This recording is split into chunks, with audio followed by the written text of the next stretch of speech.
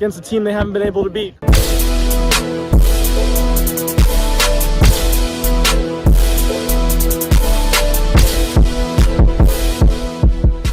Bringing it back to Great Bend after they beat us 4 years in a row to win it out.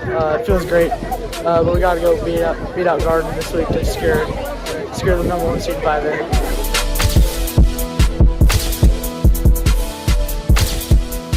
Feels great. This team deserved it. We worked hard in the off season, so it's just we deserve every minute of it. It feels great.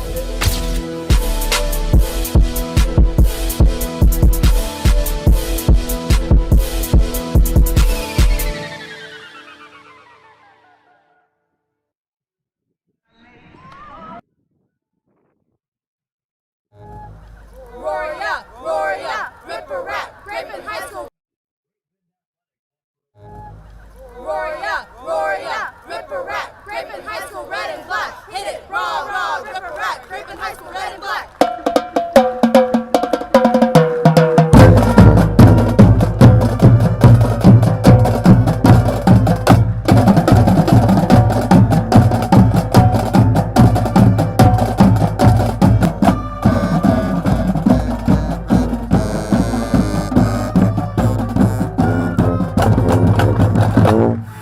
Here come the Panthers.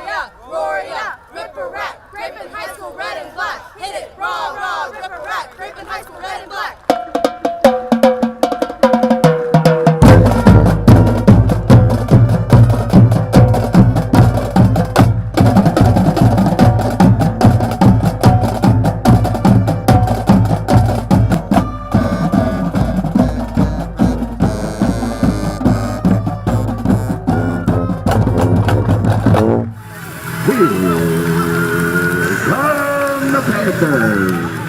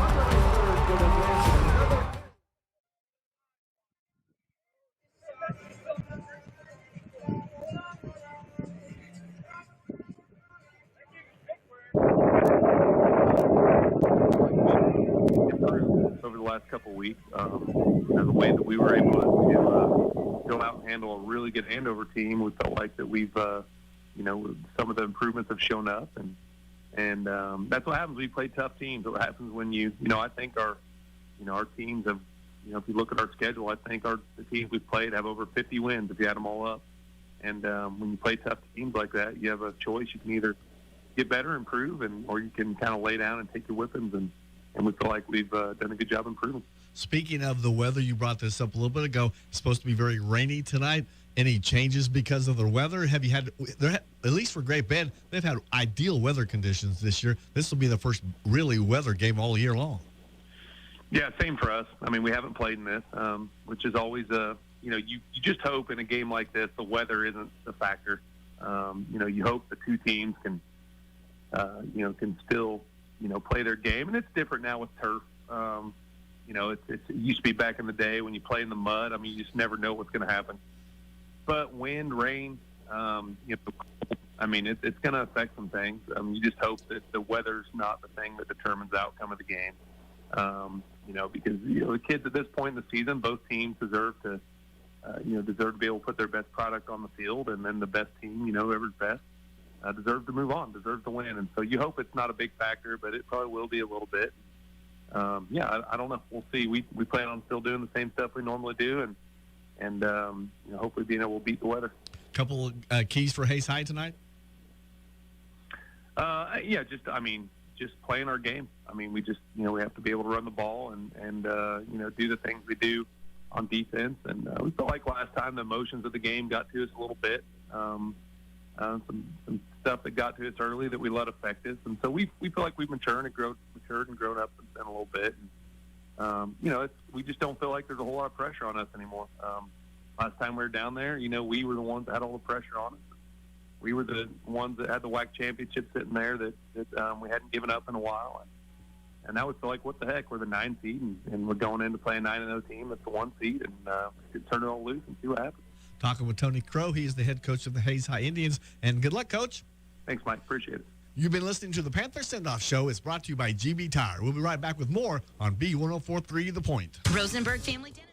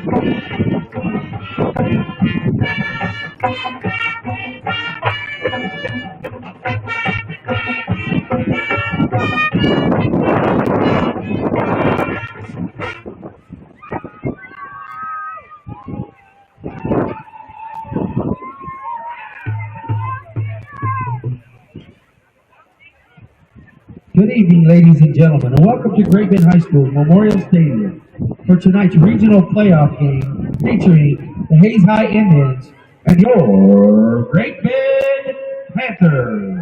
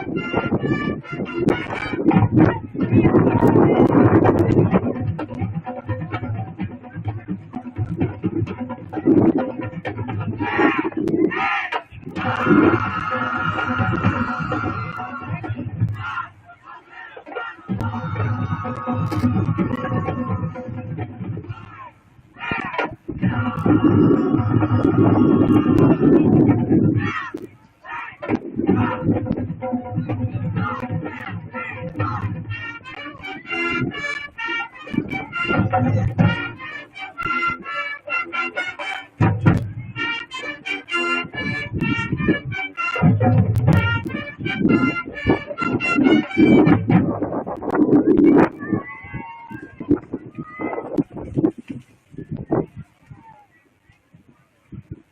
High School and the Kansas State High School Activities Association would like to remind everyone in attendance that the use of mechanical and/or official noisemakers, bells, bullhorns, air horns, or any other item which might distract the players during the contest are prohibited. We thank you for your understanding and cooperation.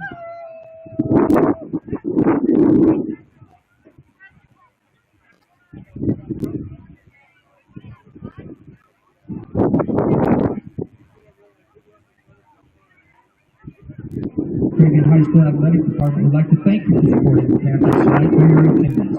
We appreciate your encouragement and support of our players, coaches, and officials.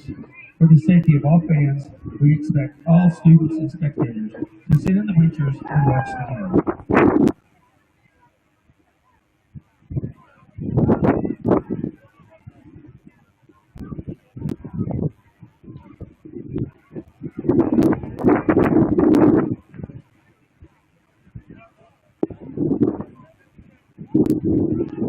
Ladies and gentlemen, at this time, please direct your attention to the southwest corner of the field where the Panthers will enter the field through the Clint Taylor Memorial Tunnel.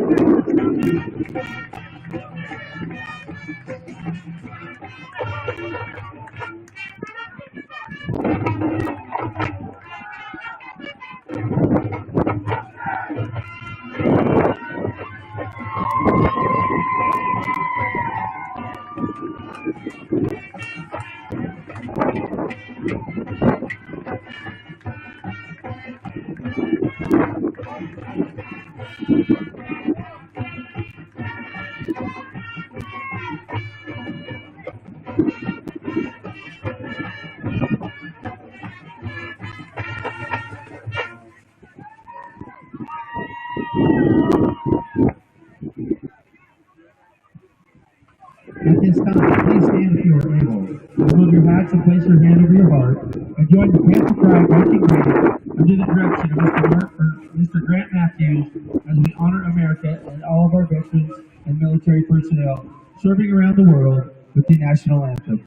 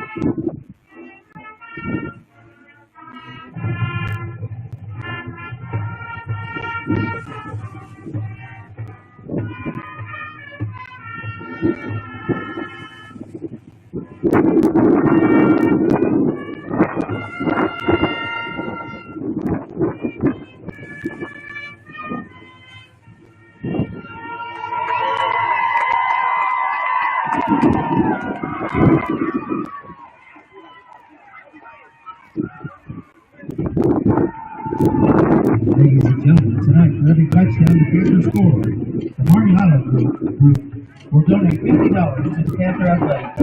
Thanks to Marcus for their generous donations and continued support of Panther Athletics.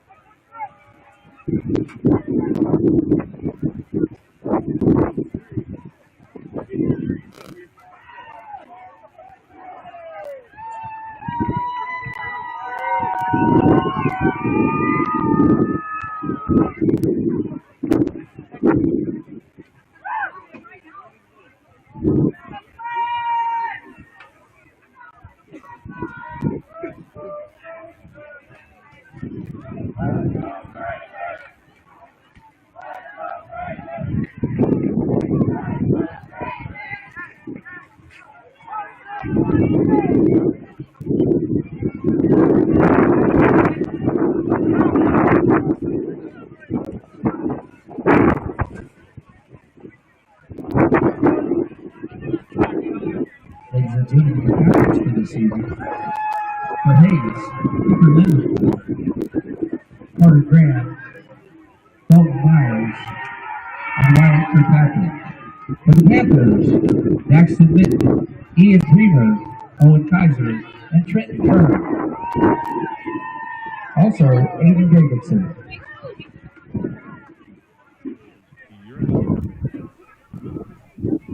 Your officials this evening, Dustin McDermott, Justin Schneider, Cindy Preston, Aaron Eddy. Barton Community College. We're cheering you on The and proud of Indians, all the Tony hard Crow, work. and for the Panthers, Aaron Beck.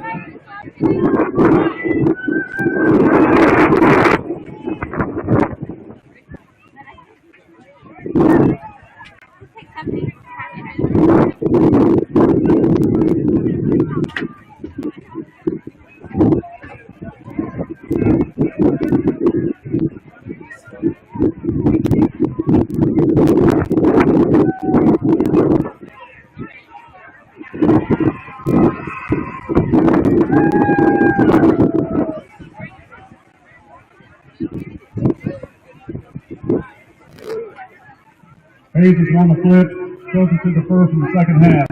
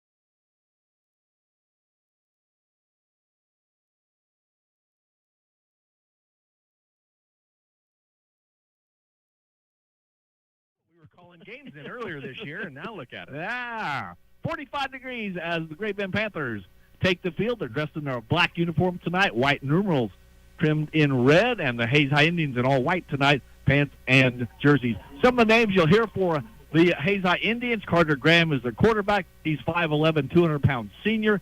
Against Great Bend in the first game, he was 9 out of 14 for 79 yards passing. Holden Lynn is the 5'7", 170-pound senior. He rushed the ball against Great Bend 22 times for 144 yards.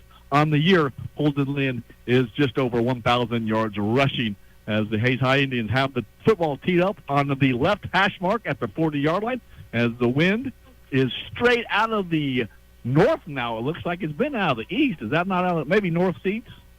I think it is. It's switching around, which it's going to stop blowing our papers around. I was going to say what. And there's a short kick, and it's going to be fielded by the Panthers about the 35-yard line, with his Hayden Kelly. And Hayden gets very little return yardage, but Great Bend will start 1st and 10 at their own 35-yard line. Regional high school football action, Hayes High and Great Bend. These two teams first met in 1919, and there's like a one-game advantage for Hayes High over the years. Well, and that explains a lot of things why that rivalry is so intense, and it has maintained itself for, 92, 82, and 24, over 100 years, huh? Very good. Yeah, quick math. We're on top of it here tonight. Now back to Ian Premer in the quarterback position, and a shot. He's out to the 41-yard line. That's going to be a gain of 6. We'll call that the Wildcat. So Ian, with the first carry of the game, has a 6-yard pickup. Well, again, you're going to show that's the key. Another key that we talked about is what offense or what defense is going to show a wrinkle that they haven't shown previously that could be effective and lead to big plays. Great Bend moving right to left or into the wind here at GBHS Memorial Stadium. 3 receivers split to the far sideline to the near empty backfield for quarterback Daxton Minton. He's 5'11", 180-pound junior. He's thrown the ball for 1,300 yards. He gets the snap, and he goes about to the line of scrimmage. There'll be no gain on the play. Nice job up front by the Hayes High Indians. They're going to bring up a 3rd down, and we'll call it 4 for GBHS. Well, they didn't waste any time. They went to that play that Dax took 63 yards in the first matchup. Unfortunately, Hayes High wasn't doing any of the line stunts that we caught him in that first game, and they just kind of played it straight up. Not a lot of running room for Dax, and he resets, and we go 3rd and 4. Rain is falling a little bit, not the downpour that we had probably 6 o'clock or so. It was just coming down in sheets there for a while. Daxton Minton, shotgun formation, a quick pass out to the near sideline, caught after by Hayden Kelly, and he's going to be stopped about a yard short of the first down. They're going to mark it at the 44. He needed to get to the 45. It's going to be really close. It's going to be probably 4th down and a half a yard as Daxton Minton connects to Hayden Kelly. Rigler and Chantier did a fantastic job there. After the catch, it looked like we were going to be able to pick up that first down with no problem. They came up and made the stick, and there were no yards after contact. Looks like Great Bend's going to go for it here on 4th down. And we'll call it, the ball is on the 45-yard line. They got to get the ball across the 45-yard line. The nose just touching the 45-yard line. They got to go across. Ian Premer gets the snap. He's across the midfield stripe. He rolls over, man. He's to the HHS 49-yard line. And Ian Premer has not gone down yet. He's still battling. And you can see the intensity between these two teams early on. And that's a great job, Ian Premer. He just lowered his shoulder, and right there next to him, Inslee came up around behind him. Looked like he picked up Ian by the pockets and was driving that pile forward and got plenty of yards for the first down. 1st and 10 for Great Bend. Just underway here at Memorial Stadium, 10:15 to play. Great Bend with the worst possession of the contest. Shotgun formation, 2 receivers split to the far sideline. They're going to hand off to Jay Sharts, but there's going to be whistles on the play, and we're going to have our first infraction of the contest as the officials come together. Everybody dressed warmly. There are a few hearty souls in the crowd tonight. Not sure about the Great Bend students. They're down there, and give credit to the band. The band is here as well. Penalty against GBHS for illegal motion. That moves the ball back into Great Bend territory at the 46. Brings up a 1st down and 15 for the black-cladded Great Bend Panthers under Aaron Beck. And that's something that both teams are going to have to really get control of early, because yards are going to be so hard to get that you can't be giving up yards on penalties, especially penalties that are kind of mental.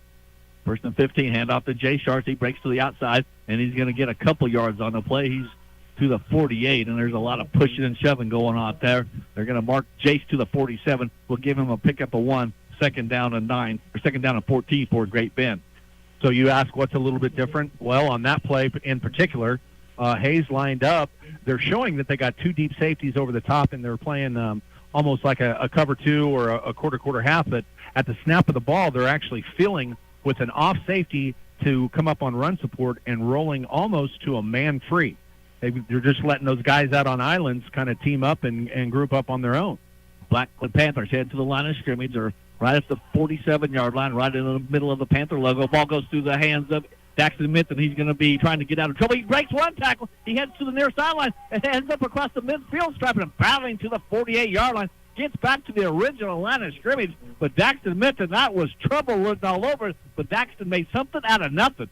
Just a great job right there. The number one thing the quarterback has to really focus and concentrate on is get on the football. Don't try to pick it up and run because you don't want to turn it over, but he did a nice job. He secured the football, got it, and great effort by Hayden Kelly up the field to stay with his block and actually was able to get Daxton another 3 to 4 yards. It's going to be a 3rd down and 8 for Great Bend. They converted a 4th down earlier in this drive. Minton back to pass, and he fakes. Now he's going to roll out to his right, backs up a little bit, being chased, and now he spins out of trouble, throws the ball down the field looking for a Premer. It's going to be out of bounds, and it's going to be a 4th down as Daxton Minton, his second pass of the contest, goes incomplete. 4th down, and we'll call it 8. The ball at the Hayes High 48-yard line. 8:49 to play, first quarter, no score. And we'll see, looks like coming on to punt for the Great Bend Panthers will be Cohen Raborti. And again, in this kind of weather, you want that ball hanging up there high, make those guys try to fair catch. But even if they wave for the fair catch, you want to make sure your cover team's down there because coming out of the sky, that ball's going to gain moisture and be hard to catch anyway. And he's kicking in the wind, and this one just got it off to Raborti, and they hold on to Cohen Raborti as Aaron Beck down below us wanting a penalty, but the officials are not going to throw the flag as I wonder because the Hayes High guy actually tried to catch him or keep holding him up. That penalty is all about keeping the punter safe. So, I mean, whether he's trying to hold him up or not, I'll be honest, I looked up at the ball to see what kind of hang time we had, and I guess I heard the displeasure, but didn't actually see it. Ball at the Hayes High 30-yard line, their first possession of the contest. Up front for the Indians, it's Dawson Reuter, Maximo Luma, Gus Crucera, Mason Dreyer, and Cannon Rubber, and there's a handoff and going nowhere. I believe that was Holden Lind with the carry. He gets maybe a yard on the play, bring up a 2nd down and 9. That was Holden Lind. He is a 5'7", 170-pound junior. As I mentioned, he had 144 yards rushing against Great Bend in the first game. Just a great job by the Panther defensive line. We talked about it that first game. Hayes High is just big across the front, period. 6'5", 220, 6'3", 255, 6'2", 285. Back to pass is Carter Graham, the quarterback, looking downfield, has plenty of time. Now being rushed, throws out in the middle, and there's nobody there. Panther coaching staff wanting a intentional grounding, but there wasn't anybody within 15 yards of the play. We have a Great Bend Panther slow getting off the field.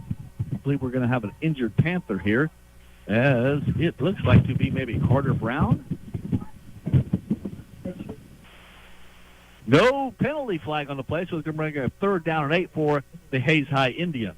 Chance to tell you that Great Bend Sports on B104.3 The Point, brought to you by Keller Real Estate and Insurance Agency, Insurance Planning, Equity Bank, and the 10th Street Eye Care Center. Well, I hope they're talking about it because that ball was on the ground and rolling around, but Hayes did a nice job, pretty much a heads-up play by Michael to actually keep running himself over there to where he looked like he was kind of in the area, but there was no question that ball was just thrown away to avoid the sack, and that's the whole reason for the rule. It might have made it back to the line of scrimmage. I'm not real sure it did, but, you know, unfortunately we had a player. Yeah, he's going to go ahead and there is a flag. You talk about a late flag. Yeah, they took a long time to talk about that. I you know, on a dang wet surface like this is what you hate to see is some guy probably tried to pull up or his foot gave out from underneath him and you know it looks like he's either got a joint injury of some sort, which is it's definitely not a cramp, but you know we hope he can walk it off, and it's just a little bit of a stinger, but we'll see what happens. It is the Great Bend center on the offense. That is Carter Brown. He's been playing defense after the injury to Brody Schnoblin, and they got two people helping him off the field. He's not putting any weight on that foot at all, or the leg. Well, that's unfortunate. Again, you know that's a big play. Some people don't understand what it means. That's a loss of down. Well, and I'm talking about losing a center out of a game. Okay. You know, the thing is that he is in essence the quarterback of the offensive line. He goes up, he identifies the fronts. He's talking about the alignment of the linebackers. He's making sure everybody is on the same page. Plus, he's got to make sure that he's getting a good snap in weather, and I'm sure he worked on it. Hopefully the backup did as well. But, no, that is a big play because it's a loss of down. They give the penalty from the line of scrimmage, and so this is going to bring up a big third down and 17, 18. With 8:05 to play, first quarter, no score. Great Bend had the ball once, got a couple first downs. This is HHS's first possession, and they do now face a third down and 18. They do have the wind at their back here in the first quarter, as the wind was out of the east early on, but it looks like it has switched now basically straight out of the north. Third down and long for HHS. Carter Graham, shotgun formation, two receivers split to the far sideline. He gets the snap, rolling out to his left, looking downfield, throws a pass down the middle of the field. It's going to be incomplete, well short, intended out there for Johnny Cano. Cano is the 5'10", 170-pound junior, brings up a fourth down punting situation for Tony Crow and the Hayes High Indians. Hayes is probably fortunate that ball was a little slick and ended up diving into the turf because it looked like Premer was back there just kind of reading the eyes of the quarterback, saw the open receiver and made a great break on the football, but the ball ended up about 8 yards short of both the defender and the receiver.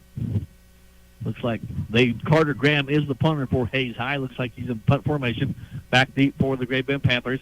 It's usually been Ian Premer along with Cooper Omata. Snap was high. The kick is away. It's a short kick. It's going to hit it, though. Goes out of bounds. That's going to be a punt that they're going to spot about the Hayes High. Where's he at? Hayes High 37-yard line. So Great Bend, that's what kind of turned the first game, was a short punt that Great Bend was able to return. That one went off the side of his foot out of bounds. Great Bend 1st and 10 at the Hayes High 38. I'm absolutely going to have to, we're going to have to do a test next week, and we're going to see the difference between a punt when the official is standing in the middle of the field by where the punter is and he reads the line of the ball versus standing outside the numbers and he's reading the same ball and trying to mark the line that the side judge is going to mark the ball out. I don't see how you can do that. I thought the ball went out around probably the 30, and they marked it up at the 38. Ian Premer, wildcat formation, standing at the 42-yard line. He takes his snap, goes off to the right, rolls over a couple men. He's inside the 35 to the 32. He just lowers his shoulder, runs over a Hayes High Indian. That's going to be a gain. We'll call it 6 on the play, 2nd down and 4. You know, a wise man once said, if you run a football play and it's effective and it works, why get away from anything else? And right now, you know, it's just, hey, line up, snap directly to the quarterback, and let him just read and see what happens. Is that wise man Bob Cortez? That wise man was Bob Cortez, but he had a list. And that he also taught us Bob, right? There's a high snap, and Mitten will pick it up way back there. He throws down the field, has a man out there. It's going to be almost intercepted. Was it intercepted? Hayes High says yes. Great Bend says no. The official on the near side says yes. It was interception. So Hayes High gets the first turnover of the contest as the snap went over the head of Daxton Minton. His throw was intercepted, and I missed who intercepted it, but the turnover gives it to Hayes High at their own 25-yard line. I was just watching from my perspective, and the bad thing is yeah, you don't want to throw that ball just up over the middle up for grabs, but it almost looked like the receiver didn't even try to go up and knock that ball down. When that ball's in the air like that, all of a sudden you got to become a defender and go up and try to knock the ball down, knock away. He just kind of stood back and tried to see if the guy would intercept it and let him. 7-12 to play, handoff to Holden, and he's knocked down in the backfield. Coming in to make the tackle for the Great Bend Panthers, I believe that was going to be Jacob Hall, who's always around the football. Gain of a couple on the play, 2nd down and 8 for HHS. Yeah, Jacob Hall was in there back in the backfield, and the Kern brothers came and kind of simultaneously all hit the ball carrier. You're hoping that thing had come loose, but brings up a 2nd down. Ball at the Hayes High 27-yard line. They're moving left to right. That would be north to south with the wind behind them here. Another handoff to Holden Lynn. He breaks a couple tackles this time. He's across the 30-yard line. Going to be drugged down on the far sideline. It was that Ian Premer came up from his safety position and made the tackle, as it looked like Lynn was about to escape Ian Premer, and if he would have done that, that would have been a big gain. Absolutely, and it looked like one of the Panther linebackers had a pretty good shot at him. I think it was Trent Kern, and you don't see him when he gets an opportunity. He doesn't miss many tackles, but he was just a little bit out of, what do you want to say, he was a little bit out of position and tried to reach out and get him with an arm and bring him down, and he broke that tackle, but Premer came up and stopped him short of the 1st down. 3rd down 3 for HHS. They're trying to capitalize on the interception thrown by Daxton Minton as Carter Graham hands off to Lynn one more time. He backs away across the 35 to the 40-yard line. That'll be a pickup of 8 and a 1st down for the Hayes High Indians, as Holden Lynn now has 4 carries, give him 13 yards. Lynn came around that outside corner and all of a sudden jumped into the hip pocket of a big 6'6" Dawson Reuter and let Reuter go ahead and kick our defensive linebacker out, and he was able to tuck right in and keep the ball tight and pick up the first down. 1st and 10 at the 40 for HHS. That's their first down of the contest. As their handoff going to, this is going to be Holden Lynn again. Maybe that was Ian McGuire. We'll see who it was when they get off the pile. It was Ian McGuire. McGuire is the 5'10", 190-pound senior. He had, against Great Bend, 5 rushes for 16 yards. He gained 6 on that play. Well, and again, it's just a great job right now of that offensive line. They're staying low, and they're actually driving the Panthers back, taking away angles from the linebackers. Ball at the 46-yard line, 2nd down and 4 for the Hayes High Indians. This time they go back to Lynn. Lynn is not able to navigate through traffic this time, as we just got a big old scrum out there about the 47-yard line, make it the 48, gain a couple on the play, bring up a 3rd down and 2. You'd like to say you want the officials to have a little bit quicker whistle when those scrums are there, but with the conditions and a wet ball, that's an opportunity for the defense to go up there and rip and strip and try to get that ball on the ground. 4:45 remaining first quarter, no score. Hayes High off the interception for the Great Bend Panthers, have a 3rd down and 2. As a snap back to Graham, he also hands off to Lynn. Lynn across the midfield stripe has first down yardage to the Great Bend 48. That's a gain of 4, and Great Bend keeping it on the ground now, and they've got a couple first downs due to the Indians. Well, nice job again by Premer to come up and fill and make contact. The only problem with that is that Premer from a safety position is your first contact on a running back. That means he's by 2 levels, which contact is first coming of at 7 or 8 yards. Brings up a 1st and 10. We have 4:10 to play in the first quarter. No score. Snap back, and now Graham will roll out to his right, throws downfield. Looking down the field, ball is going to be overthrown. Cooper Omott was the closest person to the football. They were looking out there for Braden Meckel, the 5'11", 180-pound senior, but the ball well overthrown. Brings up a 2nd down and 10 at the Great Bend 48-yard line.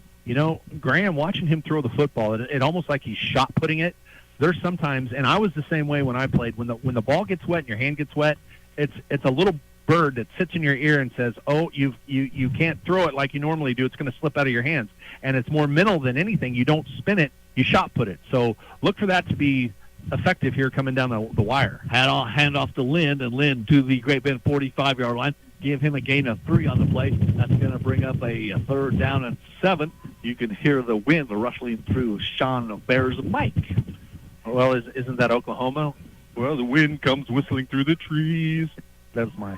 Okay, I'll give that up for now. Nice job by the Panther defense is pursuing that ball from the backside. 3rd down and 7 at the 45-yard line. They hand off to Lynn. Lynn tries to break to the outside. He's unable to get to. He gets to the 44-yard line where he's pushed back by a handful of Panthers, getting off the bottom of the pile for the Panthers. Let's see. I believe that's going to be for the Panthers. That was Trenton Kern from his linebacker position. A gain of a couple on the play to the 43. It's going to bring up a 4th down and 6. Definitely one of those big gang tackles because a lot of guys got in there and absolutely were there to make a stop on 4th down. Panthers do protection, and now we have a jump.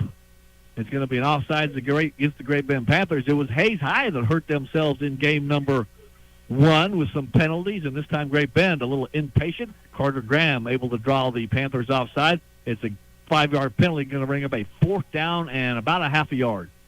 Well, and that's some of those things, you got to know that they're going to try to draw you offsides. You got to be smarter than that, and that's a mental play more than anything. And nope, Carter Graham just under center. He gets pushed his way to the 36-yard line. That'll be a 1st down for the Hayes High Indians, and a big penalty there for the Great Bend Panthers to allow Hayes High on a 4th and short. They're able to convert.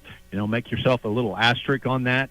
Those are the kind of plays that can come back and haunt you. Yeah, it was just a 5-yard penalty, but all of a sudden it did allow the chains to be moved. So, it's one of those situations. Snap back to Carter Graham. He always hands off the whole Lynn. Lynn gets to the outside, but a nice job coming up from the safety position to make the tackle or the corner position. I believe it was that's going to be Hayden Kelly coming up. That could have been a big play. He was unable to get to the outside, and it's going to bring up a 2nd down and 6 after the 4-yard pickup. Fantastic job by Hayden Kelly keeping outside leverage, which means his outside arm and leg were free, and it didn't allow the running back to bounce it around and get that corner. Hayes High with a drive. They're trying to capitalize on the turnover. Hand off to Lynn. Lynn stumbles inside the 30 down to the 27-yard line. That's going to be a pickup of about 5. Third down, and we'll call it 2. And right now that offensive line is firing off the football, and it has our defensive line a little bit back on their heels. The guys need to just drop down a little bit lower and create piles and let your linebackers shoot their gaps and try to make something big happen. Third down, 2. The ball at the Great Bend 32-yard line. Great Bend right high with a methodical driver. Hand off to Holden Lynn. It's been all Holden Lynn. This time he stopped at the 31, but he may have got enough for the first down. The official coming in from the far sideline says he did. That's inside the 30 to the 26. That'll be another first down for the Hayes High Indians. 90 seconds to play in the first quarter, no score, but Hayes High on a nice little drive here. I think they're going to go ahead and bring the chains out and take a peek at it. It was more than likely enough, and in the conditions, you got to say that it's probably a 2-down situation. I don't think they'll try to kick it, and they're way too deep in Panther territory to punt it. So you'll probably, no matter what, see Hayes High go for it here on 4th. If it is not enough for the first down, and it appears that it is about a half a ball. Panther Sports on B104.3 The Point, brought to you by People's Bank and Trust, Comfort Pro, Delgado's Mexican Restaurant, and the Great Bend Rec Center, as they do have the measurement.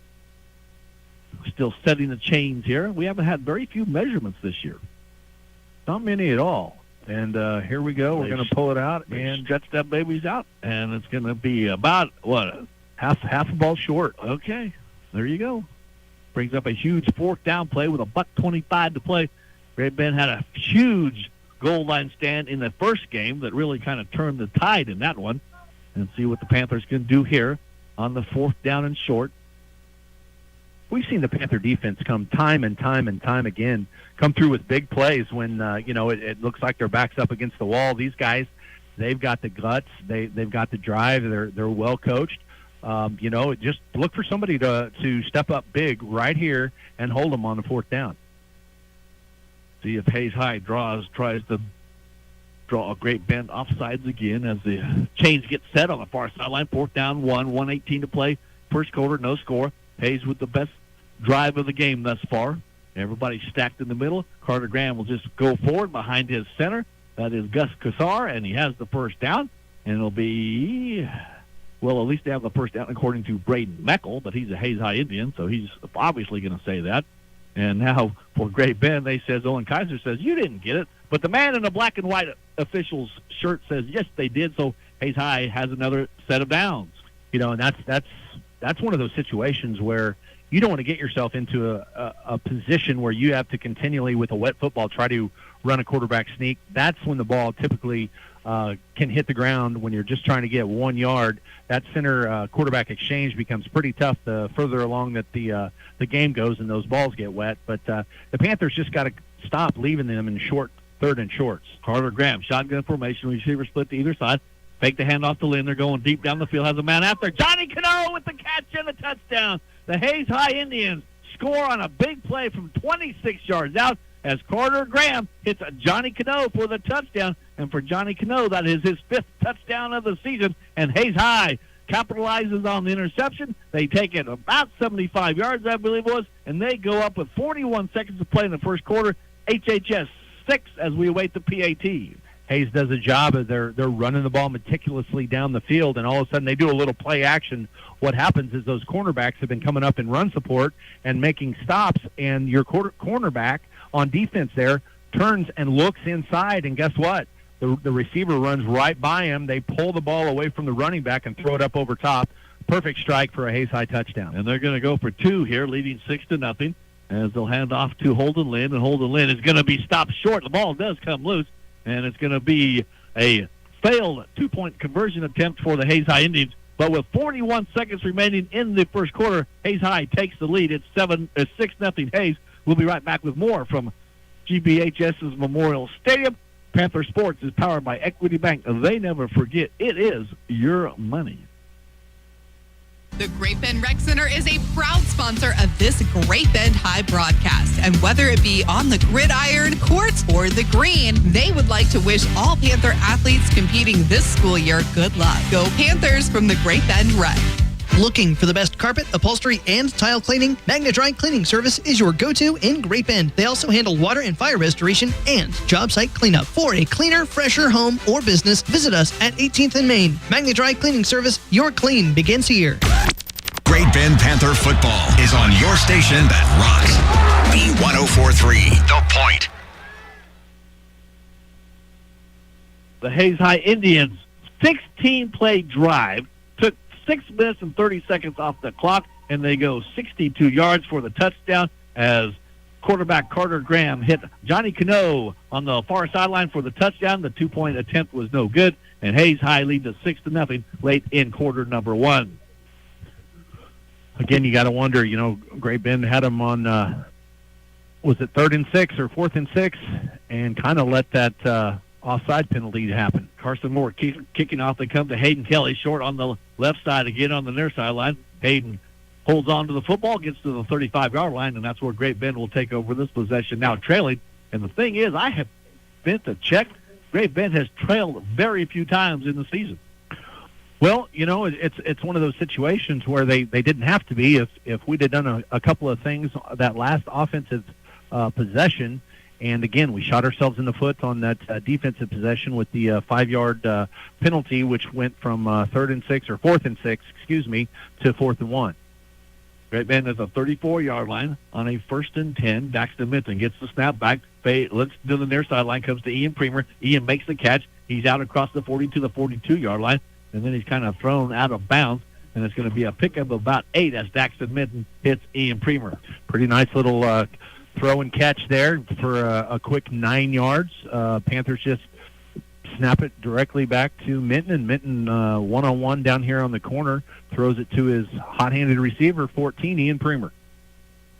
Trying to figure out who the center is now for Great Bend with Carter Brown out of the contest. I think they just moved around the line. We'll have to get that straight as we go along. Handoff goes to Jay Sharks. Sharks across the 45-yard line to the 46. That'll be a Great Bend first down as Jay Sharks able to pick up 3 yards. For the nice job by Sharks. It looks like he's a little banged up on the play as well.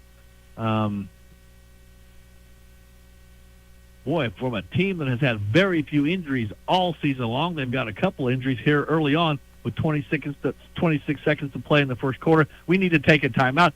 Hayes High 6, Great Bend nothing. Panther Sports is brought to you on B1043 by Equity Bank. They never forget, it is your money.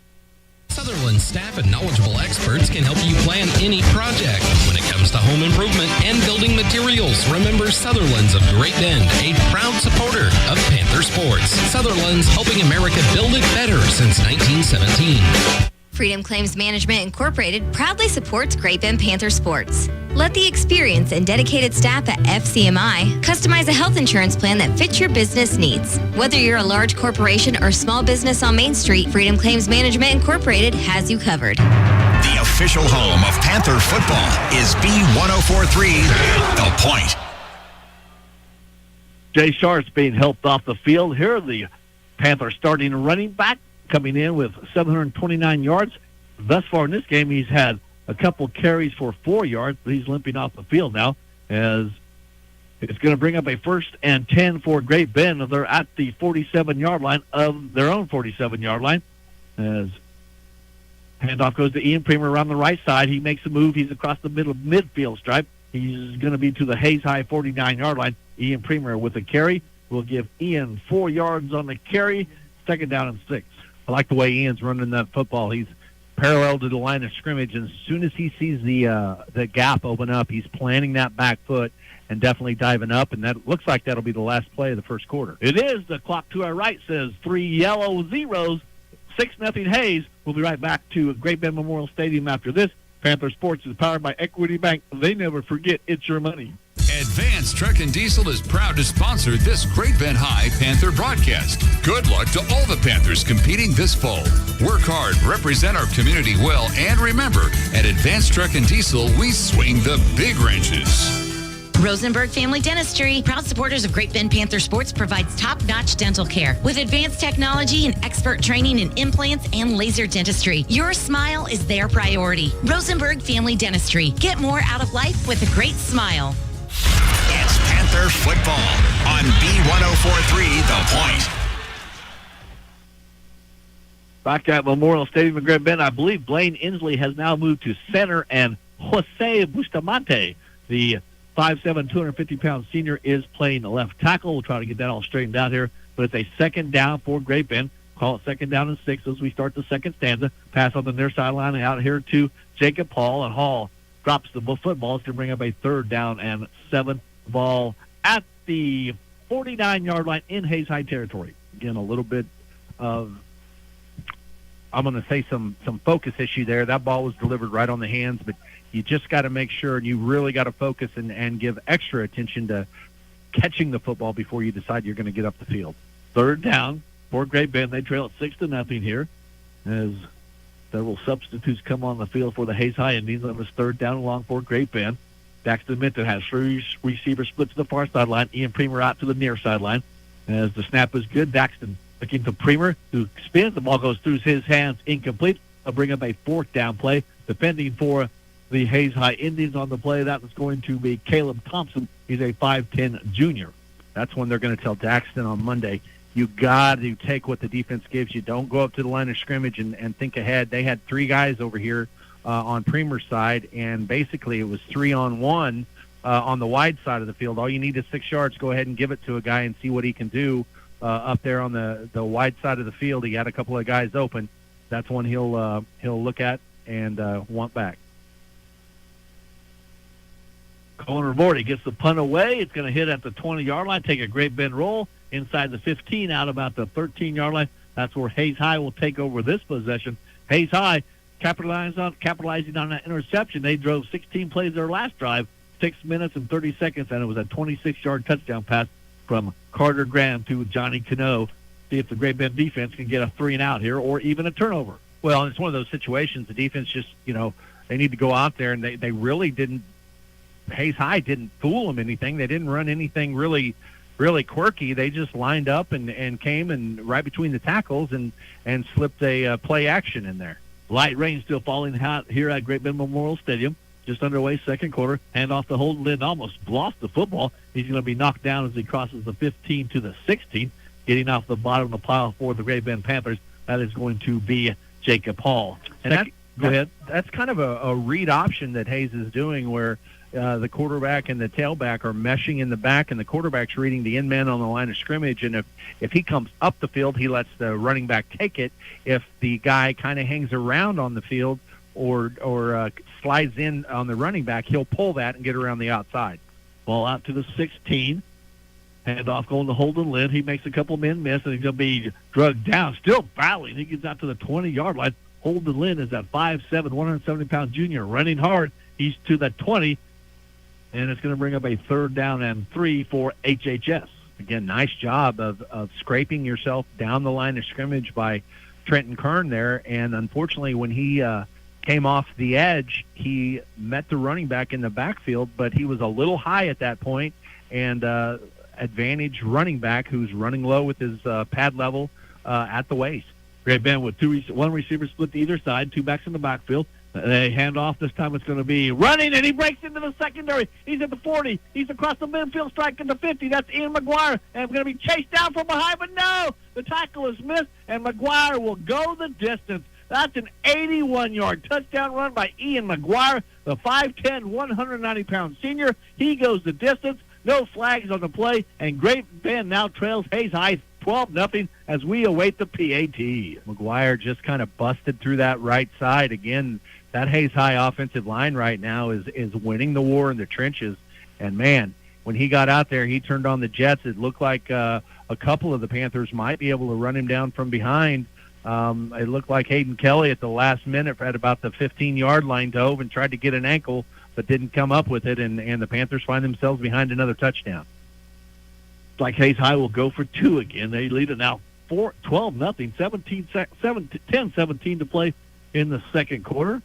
They're going to try the PAT on to kick the PAT for the Hayes High Indians. That's going to be Carson Moore. He's a 6-foot junior as he steps back about 3 yards from where his holder is kneeling at the 10-yard line. Snap is good. The hold is good, and the kick is good, and the Hayes High Indians convert. They lead it, so they go the distance. Great Bend had them pinned back, but they convert a third down as an 81-yard touchdown run. And when 10:17 to play into the second quarter, Hayes High goes up 13-0. We'll be right back to Memorial Stadium after this. You're listening to the Panthers on P1043 The Point, and it's powered by Equity Bank. They never forget. It's your money. Delgado's Mexican Restaurant, 10th and Stone Street, is a proud supporter of Great Bend High School Panthers. Delgado's open for lunch 11 to 1:30 and dinner from 5 to 8 Monday through Friday. And for catering, give them a call and taco about it. Delgado's. Orthopedic and sports medicine specialists at the University of Kansas Health System in Great Bend are here to care for every level of athlete. Whether you're an armchair quarterback or star of the team, we can get you back in the game. Call 620-792-4383 to schedule an appointment. Go Panthers. Great Bend Panther football is on your station that rocks. B1043, The Point. Hayes High, 87-yard drive, 4 plays, 2 minutes and 18 seconds off the clock, and it was capped off by an 81-yard touchdown run by the senior Ian McGuire. The PAT was good, and Hayes High leads it 13-0, and I'm pretty sure this is Great Bend's biggest deficit of the year. Well, and there's a lot of game left. No big deal. Hey, you just got to figure out what they're doing. Drop your pad level and kick it into another gear. Carson Moore, a little short pooch punt. This one's going to be taken at the 15-yard line by Cooper Omont. Omont across the 20, cuts up and breaks a tackle at the 25. He's across the 40, and now he's out to the 45-yard line. Best play thus far by the Great Bend Panthers as Cooper Omont on the kickoff return takes it out to the 45-yard line. Great Bend with good field position, as they need a good scoring drive right now. And that's exactly the spark that the Panthers offense needed. Crow had been kicking a little pooch kick to around the 40-yard line. He decides to kick it deep and see what the Panther return guys have, and Cooper Omok reminds him that maybe they shouldn't kick to him. Great Bend dressed in the blacks tonight, black uniforms, black tops, black bottoms, Hayes High all white. They have their maroon numerals trimmed in yellow. Great Bend has the white numerals trimmed in red. As in shotgun formation is Daxton Minton. Minton back to pass. Now he looks to run. He breaks one tackle. He slips out of that, but he's going to be knocked down at the 40-yard line. That's going to be a loss of 5 on the play. Bring up a second down and 15 as Daxton Minton caught there by the Hayes High defense. Tony Crow gets himself a 13-point lead, and all of a sudden he gets a little bit more aggressive defensively right there. He's bringing linebacker pressure up the middle. The Panthers have a run play called. We just need to do a little bit better job of recognizing the alignment of the safeties and the depth of the safeties to be able to tell when they're bringing pressure. Ball at the 41-yard line as a Hayes High player jumps on the near sideline, and no flag, so everybody looks to and now Aaron Beck goes over and talks to the official about it, as the official says, play on. They better snap the ball. I was going to say, down to 2 on the game clock, or on the play clock, as Minton has a man over the middle. It's caught by Premer. Premer at the midfield stripe, battling 4 Indians trying to drag him down. They push him back, but Ian Premer gets to the Hayes High 47-yard line. That's going to be a pickup of about 12. That's going to bring up a third down and short. You know, the Panthers, right there, they were kind of in a stall mode, expecting a flag to come out. Well, the defensive lineman, as long as he doesn't get into the neutral zone, he could have jumped up, ran around to the other side, and just shifted on defense. But as long as he's not in the neutral zone and he didn't create an issue that made the offensive lineman move, it's not a penalty. But nice job to stay composed.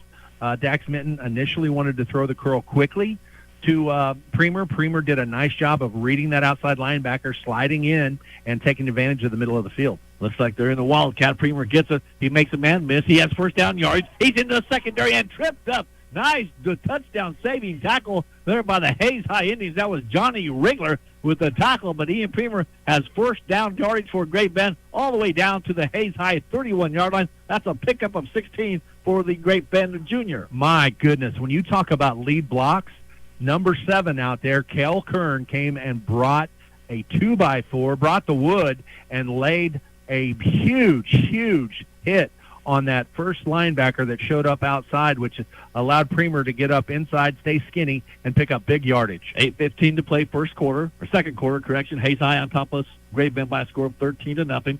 Great Bend with their best drive of the contest this far, as Daxton Minton has Premer off to his right, and Jay Sharts back into the contest. Jace trying to get to the outside. He's going to be drugged down and thrown out of bounds by the Hayes High Indians. That's going to be Jackson Cartier. That's going to be a loss on the play of a couple yards. Second down and long for GBHS. I respect the toughness of Sharts, but you can tell right there he just didn't have the juice or the get up and go to be able to get that corner. That ankle is definitely bothering him, and they are quick to bring Holiday back in to replace him. Ball at the 33-yard line. Great Bend moving left to right here, or that is north to south. They have their wind at the back in the second quarter. They trail it 13-0. As the snap goes to Daxton Minton, he's looking down the field. Now has plenty of time. Can't find anybody open. Now finds a man. And it's going to be caught. What a catch out there by Jacob Hall. Jacob heads to the left pylon. He will score. Great Bend with a big drive, and they come back and score as who's the man that always seems to be around the ball? Jacob Hall makes the catch. That is a 33-yard touchdown pass, and Great Bend right back into the contest here. 13-6 as we await the PAT. Great job. They call that scramble drill. All of a sudden your quarterback is running around in the back. The deep comes back to him. The guys that are short go long. What they did is they just found an open slot. It was a great job of reading where Hall was going to be behind that defender. Minton delivers a strike. And again, awesome blocking downfield on that play to spring him was Hayden Kelly. Diogo Soto with the PAT. That's good. 7:43 to play before intermission. Great Bend with a much-needed touchdown. They pulled within 6. 7:43 to play first half. Great Bend trails Hayes High. It's 13-6. Panther Sports brought to you in part by Edward Jones, Dom Pipe Testing, University of Kansas Health System, and the Fieldhouse. And Panther Sports is powered by Equity Bank. They never forget it's your money. Keller Real Estate and Insurance Agency is proud to support this Panther broadcast. If you are looking for residential, commercial, or farm properties, turn to Keller Real Estate and Insurance Agency, 1101 Williams in Great Bend. Dom Pipe Testing is proud to bring you live coverage of Panther sports. Dom Pipe Testing provides hot oil or steaming hydro testing and rack testing services in oil field and beyond. For quick, reliable service, call Dom Pipe Testing and go Panthers. The official home of Panther football is B1043, The Point. The Great Bend Panthers go 4 plays, 55 yards in 2 minutes and 35 seconds as Daxton Minton hits Great Bend's Jacob Hall for the touchdown. That's Jacob's third touchdown receiving of the year. And for Daxton, that is going to be his 17th touchdown pass of the season. But more importantly, it pulls Great Bend back to the win 6. It's 13-7 midway through the second quarter on a rainy night from Great Bend. There's a short pooch kick, and it's going to be all dropped out of bounds. Fortunately for the Hayes High Indians on that particular play, as went right through the hands of Caleb Thompson, as Great Bend pretty much did what Hayes High had done on their first couple kicks. Well, that's the result that you're looking for. Caleb Thompson did not call for a fair catch. I believe in high school that you can call for a fair catch on a kickoff. Now there's a flag being dropped as Hayes High. Oh, you know what it was? It's 22 called for a fair catch, but 22 was not there.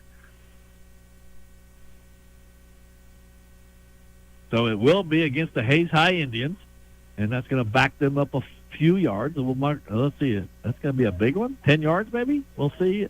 As the men in the white, black and white striped shirts. Up, it's going to be a 5-yard penalty back to the 29-yard line. So that doesn't make it first and 10 or first and 15. Looks like it's going to be first and 15. Yeah, that's. I think they'll move the chains. I think it's the first and 10 because you are the correct. happened before the. I would agree. Good call.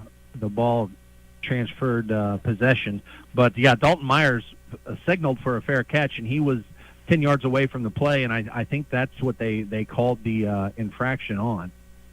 Hayes High has it first and 10 at their own 29-yard line. The Indians from Ailes County lead it. There's a handoff to Holden Lynn, and Lynn this time will be drugged down. He gets a couple of yards on the play as the Panther defense tackle on the play made by Great Bend Owen Kaiser. A gain of 3 on the play, second down and 7. Aiden Davidson was back there, and he was actually initially the defender that was at the heels of Hayes' running back and made him bounce, but he wasn't able to turn on the burst of speed, and then Kaiser was able to come in and finish the play. Ball at the 32-yard line for HHS as they move it right to left into the wind here on a rainy night at Great Bend Memorial Stadium. Hand off to Holden Lynn. Lynn gets across the 35-yard line, then he's hit. and they're going to be thrown to the turf finally at the 37-yard line. It's going to be a pickup of 5, 3rd down and 3. You know, at some point in time, the Panthers, they kind of need to duke the quarterback for Hayes into keeping the ball. In other words, Carter Graham, they need to go ahead and say, hey, we're going to sell out and we're going to stop the running back from taking the peel, and we're going to make you beat us. Graham trying to draw Great Bend offside. They did it earlier, and that would kind of sustain the first touchdown drive for Hayes High. Unofficially, Holden Lynn has 14 carries for 51 yards thus far, but it was Ian McGuire that had the 79-yard touchdown run. 3rd down and 4, and Carter Graham kind of took a step back and then rushes across the 40-yard line for a 1st and 10 to the ball to the 41-yard line, so Hayes High will retain possession of the rock. And it's one of those situations where Hayes High is like, you know what? Our offensive line right now is winning the trenches. We're going to go ahead and let our quarterback just take a quarterback keeper. He's going to run to the bubble. In other words, where is the lineman, his offensive lineman that is uncovered that doesn't have a defender over him? Where's that guy? I'm going to go find him and run right behind him and pick up the 1st down. Looks like it's starting to rain a little harder again here at Memorial Stadium. Snap back to Carter Graham. He gets off the Holden Lynn. Holden trying to get to the outside. He gets to the 47-yard line where it's going to be knocked out of bounds by Ian Premer. That's going to be a pickup of about 6 for Holden Lynn. 15 carries already for Holden Lynn. And Great Bend's doing a good job of protecting and keeping outside leverage on the ends, but Hayes is able to run up inside and then bounce to the outside. It's the linebackers need to get in there and feel just a little bit better. 5:47 to play, 2nd quarter. Great Bend trailing Hayes High 13-7. This is a regional playoff game on the high school football level. Winner goes on. The loser is done for the year. Hand off to Lynn. Lynn, big yardage. He's inside the 45 down to the 42-yard line where he's knocked down there by Ian Premer. 1st down. That's going to be a pickup of close to 10 yards for HHS and Holden Lynn. Absolutely huge hole up the middle for Hayes High. They run that little read option up the middle, and Lynn gets the ball, and when he turns it up the field, there's just a 3-yard wide hole right through the middle, and he's able to get plenty of yards to pick up the 1st down. Ball at the 42-yard line. Hayes High now in Great Bend territory. Great Bend needs a defensive stand here as the handoff goes to fake to hold off the handle. And the ball's intercepted. It's picked off by the Panthers. That's Hayden Kelly. He's across the 40. He has some field turf in front of him, but he's going to be drugged down on the far sideline. Big interception there by the Great Bend Panthers, Hayden Kelly. And nice job, Kelly, initially on that last series. You know, he was peeking into the backfield. This time he's in a cover 3, so he's naturally out there. He's outside the receiver, and he's peering into the backfield, but he's still getting his drop. He reads the play action, is able to stay into his drop, reads perfectly when the quarterback plants to make the throw, jumps in front of the route, picks it off, gets up, and gets that Panther offense back on the field. Ball at the Great Bend 46-yard line. GBHS moving left to right here, or north to south, as we look at it here from the west side of Memorial Stadium in Great Bend. As Daxton Minton shotgun formation has a couple backs to him, and they hand off to Ian Premer, and Ian across the midfield stripe, still driving down to the 45-yard line. Ian Premer with a pickup will give him 9, 2nd down and 1. And Ian Premer, let's see, for Ian, unofficially, that is now his 6th carry, and we'll give him 47 yards. You know, in big games, you need your big players to step up. But tonight, Ian Premer is doing a great job of toting the rock. You know, he hasn't done that much this year, but, you know, the kid looks like he's back there, and it looks like he's been playing tailback all year long, hitting the ball with, you know, just reckless abandonment and getting in between the tackles. He only had 19 carries coming into the game. He's got 6 already. Hand off again to Premer. Premer bounces to the outside, just pushing his way, and he's going to be met there by the Indians' Wyatt Kirkpatrick. They're going to give him the 41-yard line. That'll be a pickup of 4 for the GBHS junior Ian Premer. And that's, I think more than anything, that's what the recruiting coordinators for all these big universities talk about, is you don't see a 6'6" kid doing the things that Ian Premer can do. Right there, he came around the outside. He made a little juke move, took the first defender and basically just dropped him to the turf because he had no chance to get in, and picked up big yardage. 4:20 to play.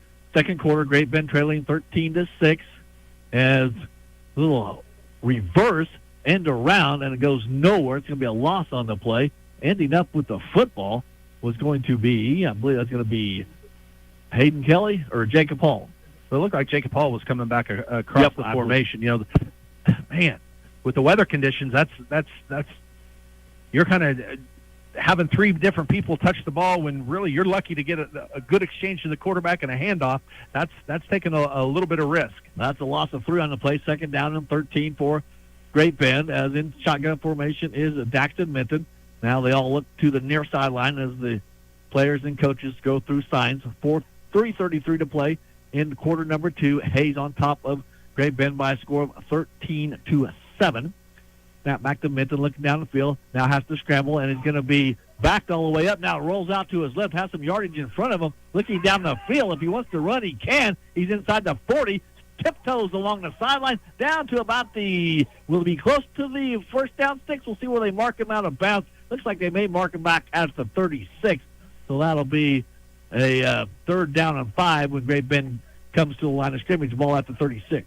And, you know, they're going to – it's not a trips. It's a 4-receiver side over there to the wide side of the field, and they're looking back here at Jacob Hall, who's, you know, man-to-man coverage on the backside. The only problem is he's got safety help. So when that breaks down, he's got 4 guys on the top half of the field. He needs to kind of take his numbers, count defenders, and stick the ball where it needs to go with what they give you. 2 receivers split to the near, 1 to the far. They hand off to Premer again. Premer hurdles a man inside the 30 down to the 29-yard line for a first down. Looks like he was a trackster right there. Is the 6'6" Premer.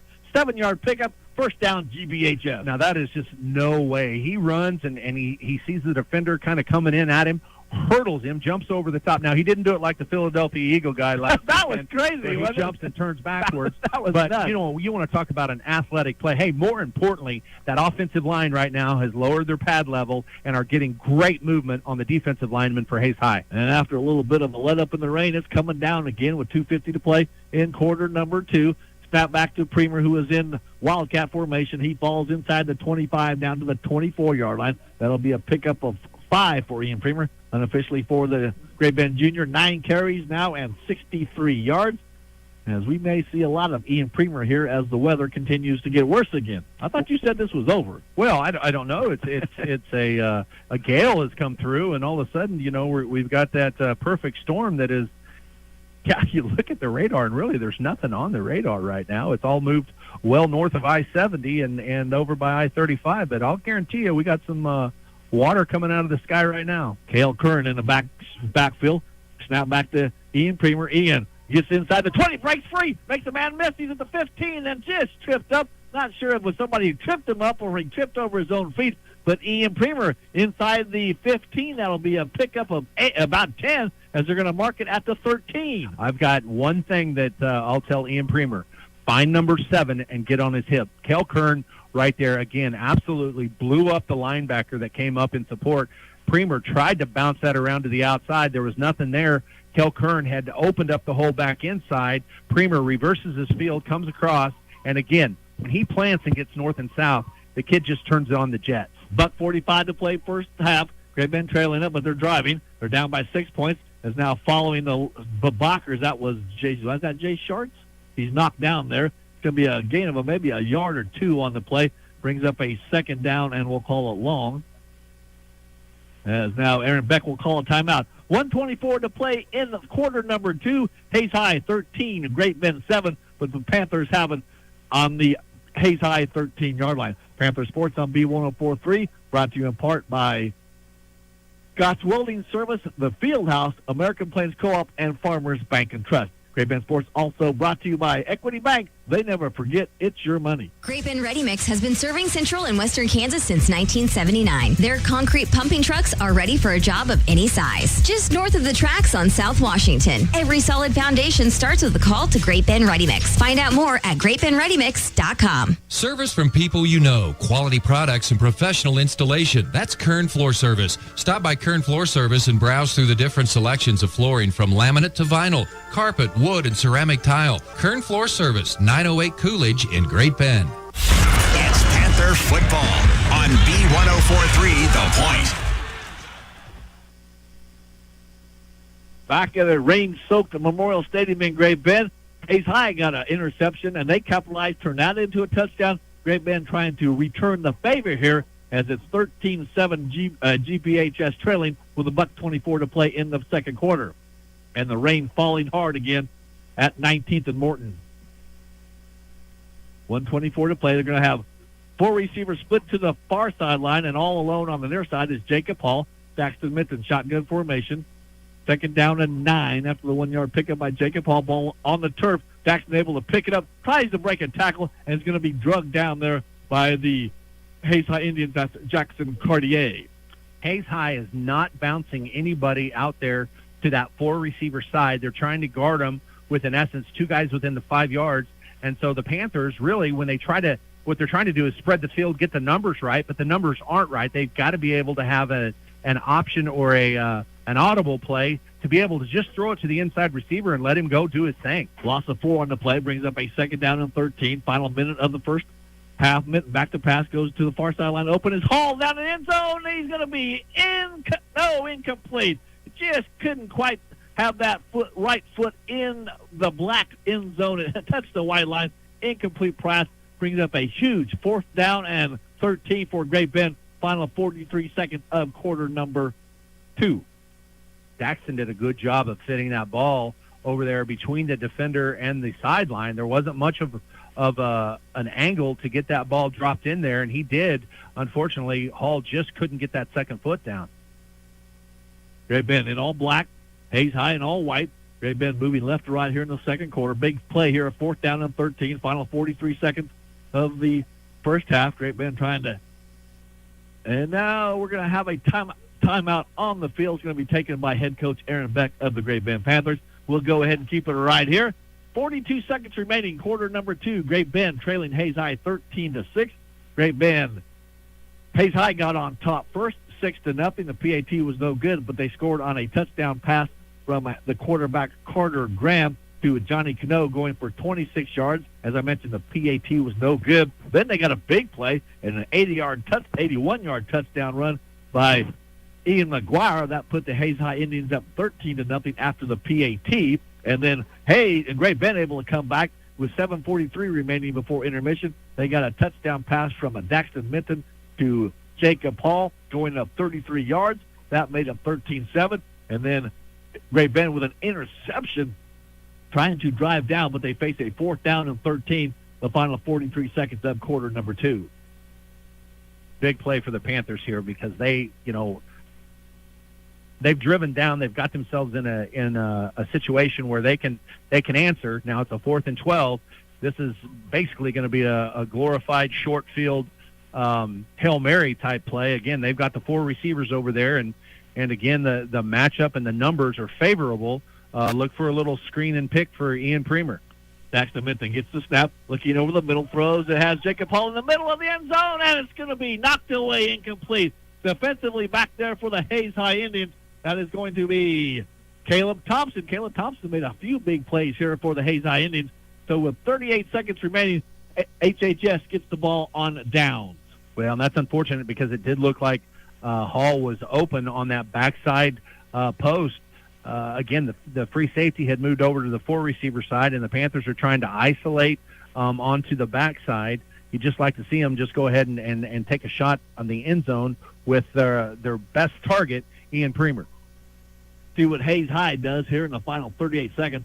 I don't think they're going to get too fancy. Actually, they're going to go into victory formation here as the ball is snapped, and Great Bend and Hayes High will just stand around and talk about what they're going to do on a Saturday in central Kansas as the clock winds down. As they don't have to snap it again as the play clock's at 30 and the game clock is at 20. So I believe that's going to be our last play of quarter number 2 and the first half. I think you're going to be pretty much right. Guys are just going to take it in and get dry, get warm, and come out for this second half and see what they can do. But, again, you got to look at the play of the first half. Was that 4th down and 6 where we jumped off sides, gave them a 4th down and 1, and they were able to convert and eventually went down and scored.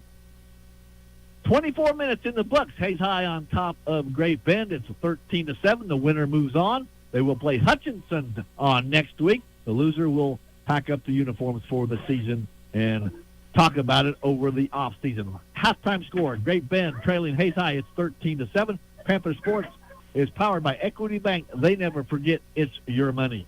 The future is bright. See it clearly with the help of the 10th Street Eye Care Center. Dr. Russell McCauley, Dr. Chad Premer, Dr. Nicole Miller, and Dr. Sarah Steeder are ready to help you. The 10th Street Eye Care Center on the sunny side of the Vision Corner, 10th and Washington, Great Bend. I'm Chance Haney. For over 40 years, Mitchell K. Haney & Associates has been your trusted partner in Great Bend for comprehensive employee benefits. Medical, dental, vision, life insurance, and Aflac coverage. Call us today to protect your team and their families. Go Panthers. This is Nathan at GB Tarp Company. We specialize in roll tarps, camper skirts, and custom solutions tailored for your needs. Durable, reliable, made to last. When your tarp wears out, give us a shout. GB Tarp Company, carrying genuine Sherco parts and accessories. Find us on Facebook, Instagram, or at gbtarpcompany.com. Chris Ramsey, your shelter insurance agent in Great Bend, is here to make sure you're covered with the right protection at the right price. From auto and home insurance to life, business, farm, and more, Shelter can cover it. Peace of mind is just a phone call away. Give Chris a call, 620-793-9390. The American Plains Co-op supports all of the students of USD 428 in academics, activities, and athletics. Your hard work pays off, and you represent our community so well. Backing every Panther every day, the American Plains Co-op. Advanced Therapy and Sports Medicine is a sports medicine provider for Panther athletics. On the field or off, you can count on them to get your life back. Located at 4801 10th Street in Great Bend, proudly serving the community for over 40 years. Go Panthers! Plumbing and heating emergencies rarely happen between 9 and 5. That's why the pros at Comfort Pro are available 24/7, 365 to ensure your home stays warm and dry all year long. Comfort Pro is just a phone call away. Buy or sell your home with confidence at Coldwell Banker Sell Real Estate. Your home sale experience should be simple and rewarding. And our agents at Coldwell Banker will make that happen for you. Call any of our local agents to help guide you home. It's time for the Stone Sand Company and Stone Waste Management halftime show. We'll have a complete recap of first half action right after this message from Stone Sand Company and Stone Waste Management. Ready to tackle that big project? Stone Sand Company and Stone Waste Management is your rock-solid partner in demolition and hauling. Right now, you can rent roll-off containers at a groundbreaking low price. Clean up's a breeze. Fill it, and they'll take care of the rest. Plus, they can deliver more than 50 types of rock and sand right to you. Transform your space with just a call. Visit StoneSandCompany.com for inspiring before and afters. Stone Sand Company and Stone Waste Management, 421 Washington in Great Bend. Building your dreams from the ground up. This is GBHS alum Taylor Calcara, Watkins Calcara Law Firm. We are full of Panther pride and are glad to call Great Bend home. Your home for Panther sports is B1043 The Point, KVGB, Great Bend. Go Panthers! Welcome back inside Memorial Stadium as the rain continues to pound down. It picked up about 10 minutes ago, and it is pounding down right now. I am Mike Escher along with Sean Bear, and our producer-engineer this evening is Landon Winkler. Landon doing double duty here this evening, so special thanks to Landon for everything he's had to put up with today. It's been quite the day. We're at halftime of this regional contest. The winner will get Hutchinson next week. Right now, the Hayes High Indians on top of Great Bend by a score of 13-7. Hayes High broke out on top as they were able to convert an interception into a touchdown as Carter Graham hit Johnny Cano from 26 yards out. That 16-play drive covered 63 yards in 6 minutes and 30 seconds, and with 41 seconds remaining in the first quarter, Hayes High was up 6-0. Hayes High would then get a big play from Ian McGuire. It was an 81-yard touchdown run, 10:17 to play in quarter number 2. That made it 13-0 as they attempted the PAT. That was good. And then Great Bend able to get back into the contest at the 7:43 mark of the second quarter when Daxton Minton hit Jacob Hall from 33 yards out. That capped a 55-yard drive, took 2:35 off the clock, and Great Bend's PAT was good, 13-7. Great Bend missed a golden opportunity right at the end of the first half. They faced a 4th down and 13 from the 16. A pass into the end zone looked like Jacob Hall was there, but it was incomplete, and that's how we are at halftime. Great Bend trailing Hayes High by a score of 13-7. The Panther halftime show is brought to you by Stone Sand Company and Stone Waste Management. Also, Panther Sports is powered by Equity Bank. They never forget it's your money. We'll be right back to a wet Memorial Stadium after this. Scott's Welding is proud to support Panther Sports. Scott's Welding is fully insured, has certified welders with 24-hour service. For reliable service and community spirit, it's Scott's Welding. Look for the signs west of 10th and Patton Road, Great Bend. Go Panthers! Community bankers should actually know your community. Hi, I'm Sean Powelson, president of your local Equity Bank. As someone who lives here, I know many of you, and I know what's important to you. I believe that people bank with people, so I'd like to invite you to stop by one of our region's 5 locations and meet our friendly, helpful staff. The trouble with the future is that it keeps getting closer, which means regardless of your income or goals, it's important to begin developing a plan today. At Edward Jones, they like to look at your individual needs before anything else. Call Todd Armatist, Jim Vopat, Chris Sundahl, Jim Armatist, or Cameron Smith at Edward Jones Great Bend today. This is Julie from the Fieldhouse, and we are a proud supporter for the Great Bend Panthers. At the Fieldhouse, we strive to provide space for our athletes to work hard and achieve their goals. Surround yourself with those who want to be great. Join us at the Fieldhouse, where our motto is leadership through athletics. So check us out at fieldhouse.com. I'm Car Andrews, class of 2035. Empire Realty is a proud supporter of Great Bend High School. When you're ready to buy or sell your home, call Empire Realty. My dad and the Empire team are ready to help you find your next home. Go Panthers! The Great Bend Rec Center is a proud sponsor of this Great Bend High broadcast. And whether it be on the gridiron, courts, or the green, they would like to wish all Panther athletes competing this school year good luck. Go Panthers from the Great Bend Rec. Looking for the best carpet, upholstery, and tile cleaning? Magna Dry Cleaning Service is your go-to in Great Bend. They also handle water and fire restoration and job site cleanup. For a cleaner, fresher home or business, visit us at 18th and Main. Magna Dry Cleaning Service, your clean begins here. Sutherland staff and knowledgeable experts can help you plan any project. When it comes to home improvement and building materials, remember Sutherland's of Great Bend, a proud supporter of Panther Sports. Sutherland's helping America build it better since 1917. Official home of Panther football is B1043, The Point. Alongside Sean Baird, I'm Mike Kesher. We're at Great Bend Memorial Stadium. This is regional playoff football action, and the Hayes High Indians on top of Great Bend currently at halftime by a score of 13-7. Halftime show brought to you by Stone Sand Company, Stone Waste Management, and these first half numbers are brought to you by Dr. Chad Obot, DBS. Some of your first half numbers individually for the Hayes High Indians. They were led by Holden Lynn, 11 carries for 68 yards, but Ian McGuire had 2 carries for 85 yards, but one of those was that 79-yard touchdown run. Carter Graham, unofficially 3 carries for 6 yards, and passing the football, Carter Graham hit a wide-open Johnny Cano on the left side for 26 yards and a touchdown. So Carter Graham, 1 out of 3, throwing the football for 26 yards and that touchdown for the Great Bend Panthers. They're led by Ian Premer on the ground. Ian with 10 carries for 73 yards. Jay Schartz went out with an injury but has come back. He has 3 carries for 2 yards. Dak Smith and 5 carries for 7 yards. And Jacob Hall has a couple of carries for 1 yard. Daxton Minton through the air. Unofficially, I have him 3 out of 4 passing the football for 24 yards. Ian Premer has 28 yards, correction, as Ian Premer has 2 catches for 22 yards, and Hayden Kelly has 1 catch for 4 yards. But the most important stat is the one on the scoreboard, and Hayes High leads out by a score of 13-7. Panther Sports on B1043 The Point, brought to you in part by Innovative Livestock Services, Marmy Auto Group, Empire Realty, Advanced Therapy and Sports Medicine, and GB Tarp Company. John Bear, thoughts on the first half? Well, it's kind of what we thought it would be. It's going to be a grinder. That's the thing. You think that everything's going to happen on the ground, but yet they are able to throw the ball. Now, the weather has hindered some accuracy issues for the quarterbacks, but they're doing a pretty good job of just taking the underneath route, not trying to throw it deep down the field. And we're really the first half, as the first game did, we alluded to it in the pregame show, that the first game was really decided by like 3 plays. The first half, if you look at those, it's 2 plays. And I'm going to keep banging that the discipline thing on the 4th and 6, that was huge.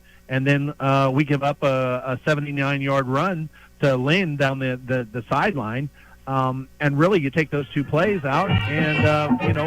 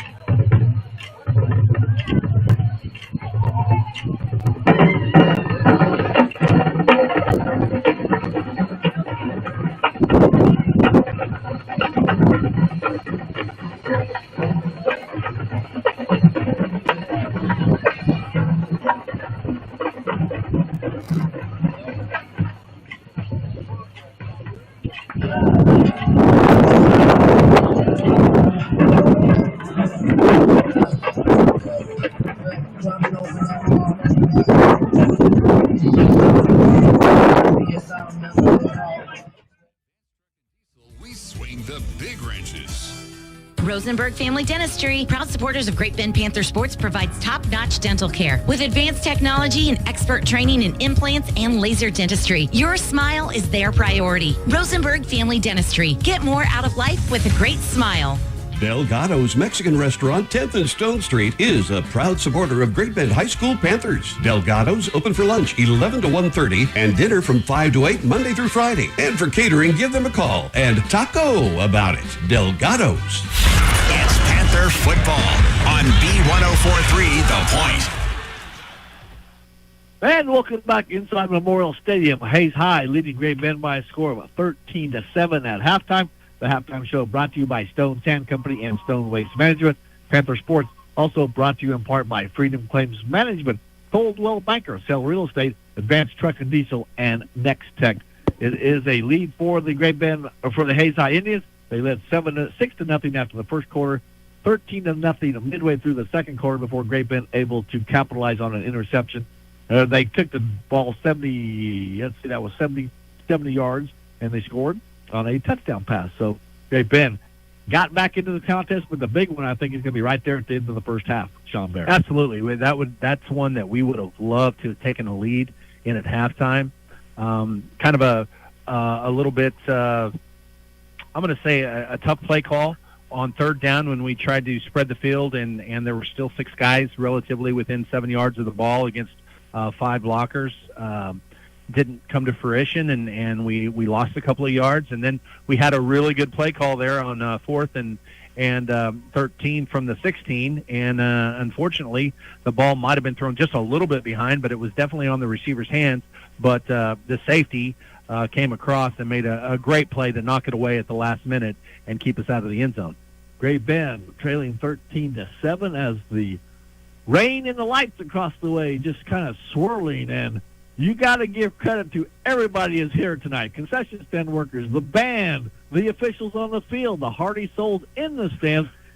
We're probably the most spoiled ones because we're out of the rain. Oh yeah, I had some crackers and some sausage, and I was having a heck of a time this first half. But it's really bad when you look across, and I know Hayes has a lot of people over there, but honestly, I can't see them that well because there's so much rain on the glass. But Hayes High traveled well. Their student section down there, they've done a great job. And hey, I want to give a real quick shout out. I heard from somebody today that enjoys listening to us. He is a local legend with USD 428. Don learned all the way down in Fate, Texas, F-A-T-E, Fate, Texas. He moved down there here a couple of months ago, and he called and said he'd like to listen to us and was very pleased with how the Panthers were doing this year, and wanted to give a shout out. I think Don said he was down there doing some electric vehicle research. That's a little inside joke between me and Don, but Don, I appreciate you calling this week and giving us a shout out, and hope you're doing well. And I know you're going to root for us to come back this second half. Where is Fate, Texas? Any idea? It's in Texas. Thank you very much. I appreciate that. Yeah, you're welcome. Fate, Texas is located somewhere in Texas. Okay. All right. Okay, so I got that going for you. Okay, maybe somebody can look that up and let us know where Fate, Texas is. We need to take one final break, and when we come back, we will get the second half underway. Halftime, Great Bend trailing Hayes by a score of 13-7. The halftime show brought to you by Stone Sand Company and Stone Waste Management, and Panther Sports is powered by Equity Bank. They never forget. It is your money. You've been listening to the Stone Sand Company and Stone Waste Management Halftime Show. Second half action is next on B1043, The Point. Ready to tackle that big project? Stone Sand Company and Stone Waste Management is your rock-solid partner in demolition and hauling. Right now, you can rent roll-off containers at a groundbreaking low price. Clean up's a breeze. Fill it, and they'll take care of the rest. Plus, they can deliver more than 50 types of rock and sand right to you. Transform your space with just a call. Visit StoneSandCompany.com for inspiring before and afters. Stone Sand Company and Stone Waste Management, 421 Washington and Great Bend. Building your dreams from the ground up. Great Bend Panther Sports on B1043 The Point.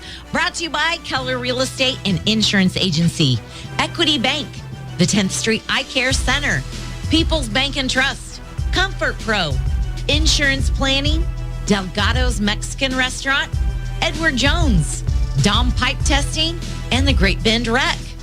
And by the Field House, University of Kansas Health System, Scott's Welding Service, American Plains Co-op, Farmers Bank and Trust, Innovative Livestock Services, the Marmy Auto Group, Empire Realty, Advanced Therapy and Sports Medicine, GB Tarp Company, and Freedom Claims Management.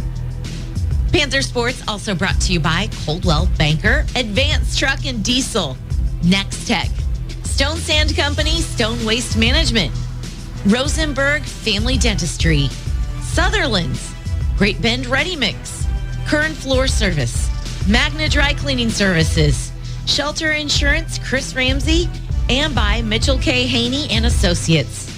Panther Sports on B1043 The Point.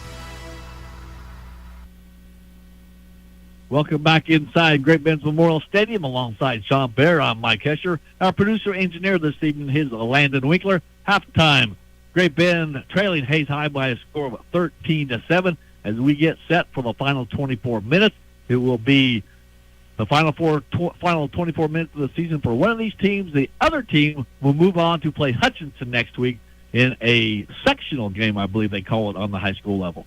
Well, that's hopefully the weather's nice that week. And it's really unfortunate that we had to play in weather because there's a lot of people here in the stands. There's just not the crowd that I think would have been here had the weather been more cooperative. Some of the student body probably stayed home and decided to watch it on YouTube and the Panther Broadcast Company or whatever that thing's called. But, it would have been a great atmosphere. You've got conference rivals since 1918 that are playing each other in the playoffs. It would have been nice to have a packed full stadium and gotten out here and gotten after it. Omar Razzo has the ball teed up at the 40-yard line. He has it on the left hash, and it keeps blowing over. But now, moving in to hold the football, that will be Eli Sopezi. I think Eli needs to go to the other side. There you go. You're going to get kicked right in the thigh. Well, he has the right person to work on him if that's the case. Now the officials coming in as we're going to have got to have the right number of guys on each side of the football. Side. So they moved one Great Bend person over to the other side, and that was Dominic Price who had to change sides. I think the rest of the crew was telling that guy, hey, just let him kick it so we can get this half started. Ball is in the air. It's going to be a short pooch kick to the right sideline, and it looks like Great Bend was an onside kick. I'm not. Great Bend thinks they have it as Aaron Beck with a bold move early to start the third quarter, and now they're going to say it's Hayes High football. Well, I think you've got to give Hayes High an opportunity at the ball first. If they've called a fair catch, I don't know that. That's a situation where I guess you never see it. Of course, the ball didn't touch the ground, but and onside kicks, to be honest with you, those guys have an opportunity to catch it. So I don't know. This is one where I've never seen this.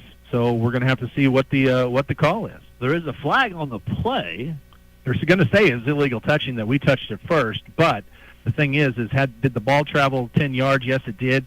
But there was a fair catch kind of called for, but 22 called for a fair catch the last one, and he got a flag because he didn't get to it. So we're gonna see what happens here. Aaron Beck talking to the white hat down at the 40-yard line on the near sideline, discussing things over with the official, as kind of surprised everybody, kind of like that one Super Bowl that they had the onside kick to start the second half.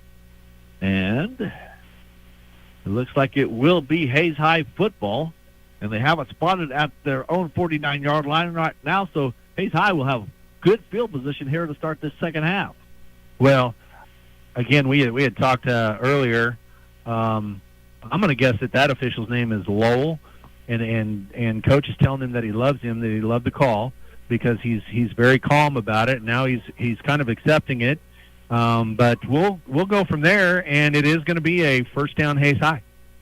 Aaron Beck now talking to the side judge after getting done with the white hat. Comes over to the side judge as everybody, it's a brutal night for football. This is what fall football is all about, right? So Great Bend, first and 10, or Hayes High, first and 10 at their own 49-yard line as they hand off to Holden Lynn. He tries to break outside, and he's going to be spun down as he crosses the midfield stripe. Gain of about 4 on the play to the Great Bend 47-yard line. Brings up a second down and 6. Yeah, they slipped McGuire in there, and they gave him a chance at running the football that time. Okay. But, the coaching staff on the sidelines, they're staying calm. They're spreading the love, and it's a good deal. Ball at the 48-yard line for Hayes High.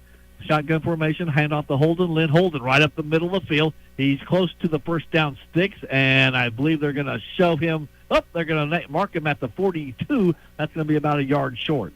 Well, and 6. Those running backs, they don't want to go down because the turf's soaked, it's wet. They'd rather just stay up on their feet, and I'm not sure the guys tackling want to really take them to the ground because it's all a field and full of water and slush out there right now. Much better than a grass field with all this rain, though, correct? Yeah, but that's that would be some cool football. We right couldn't there. see the numbers at this point. No, not at all.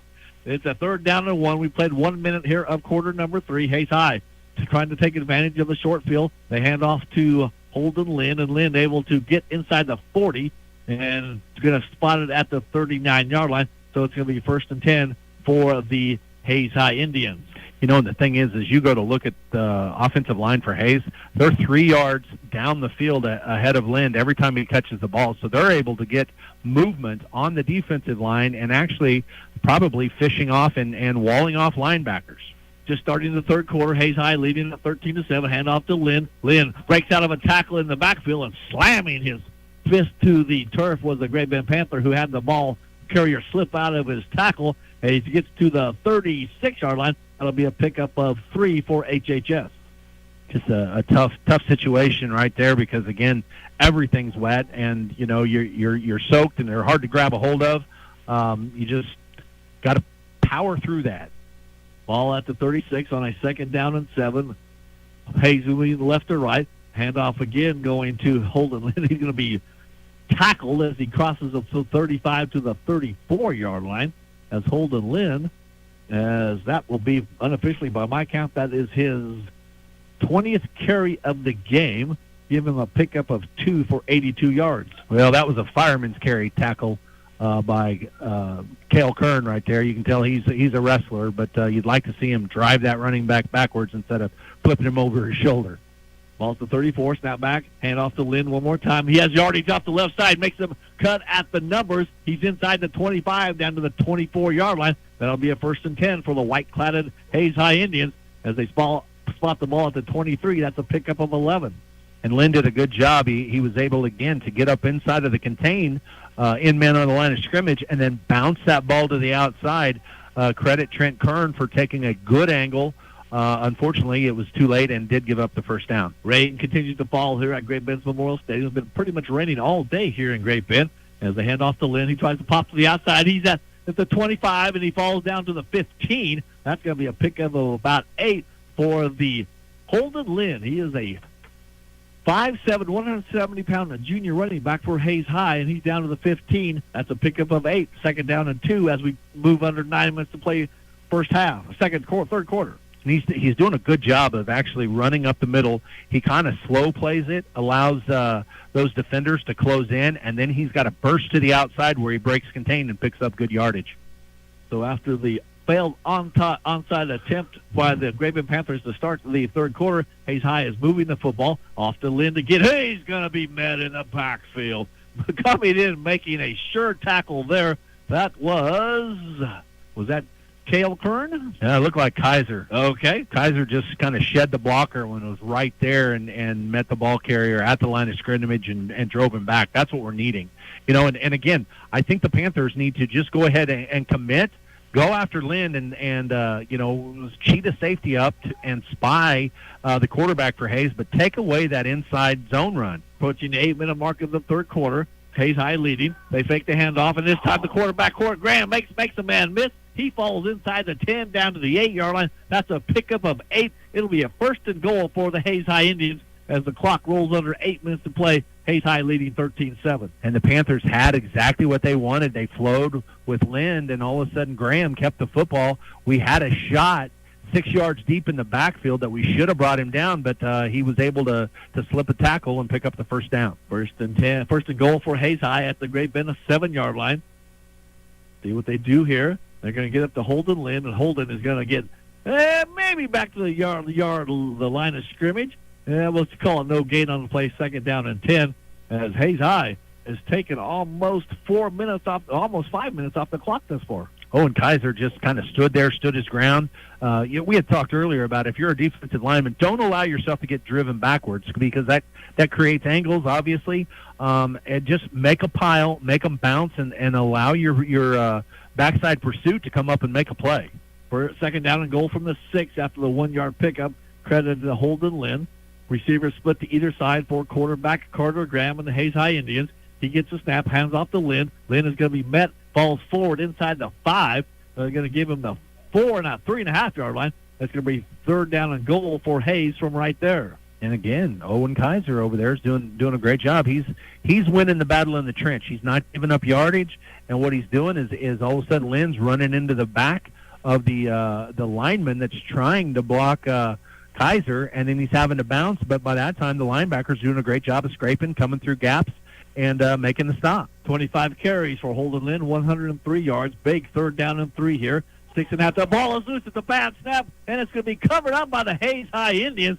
But that's really their first faux pas here this evening. That ball's all the way back to the 19-yard line, well, other than the interception earlier in the first half. But that's going to bring up a fourth down and goal from the 19. Big miscue there by the Hayes High Indians. That was a huge break for the Panther defense.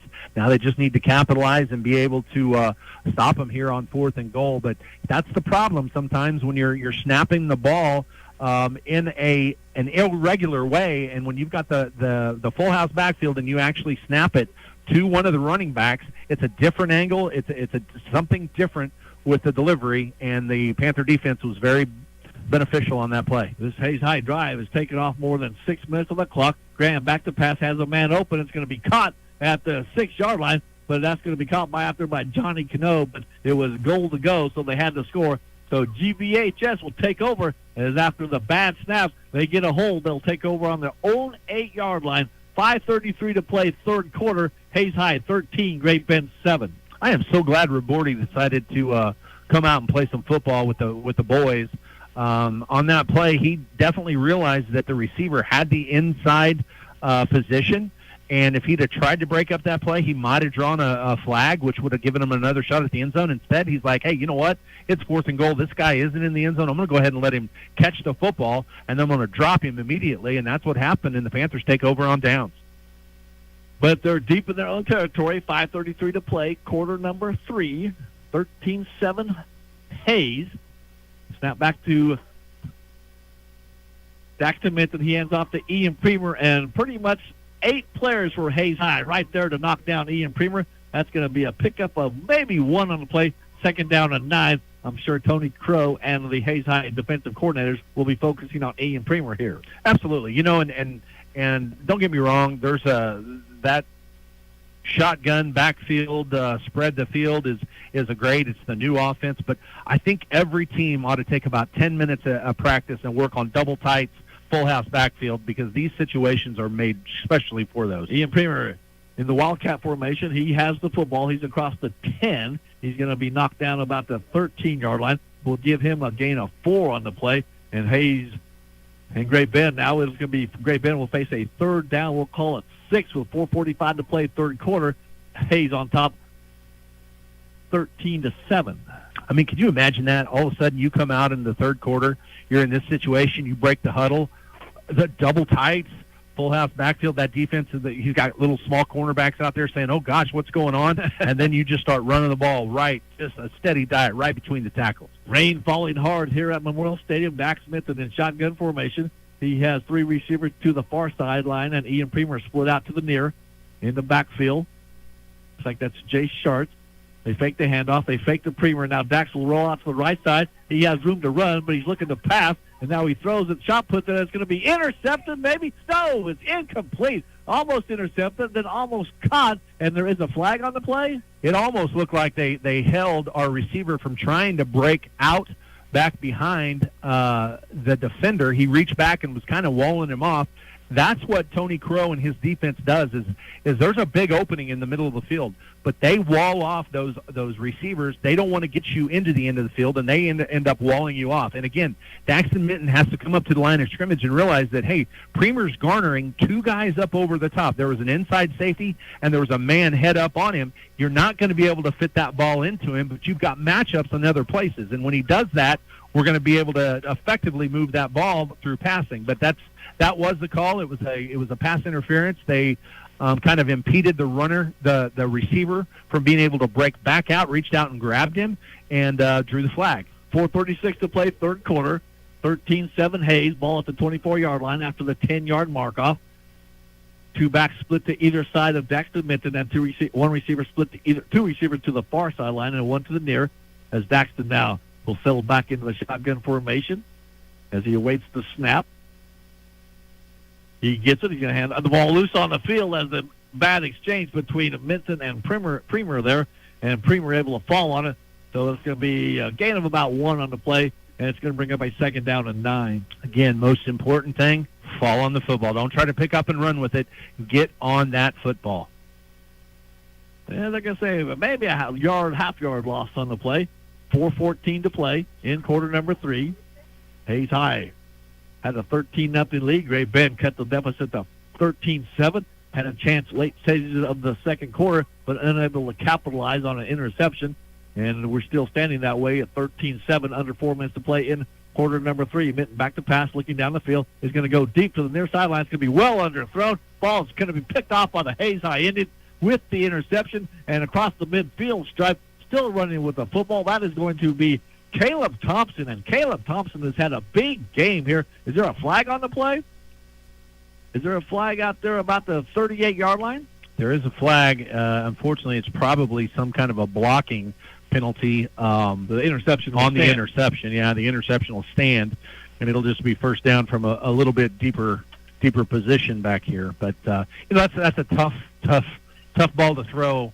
Number one, into the wind with a driving rain. You'd like to see them work those crossing routes and get themselves into the middle of the field to where you can catch it and run some yardage. But that's exactly what the penalty was. It's going to be an illegal block in the back, and they're going to back them up from that spot on the field where the infraction took place and back them up another 10 yards.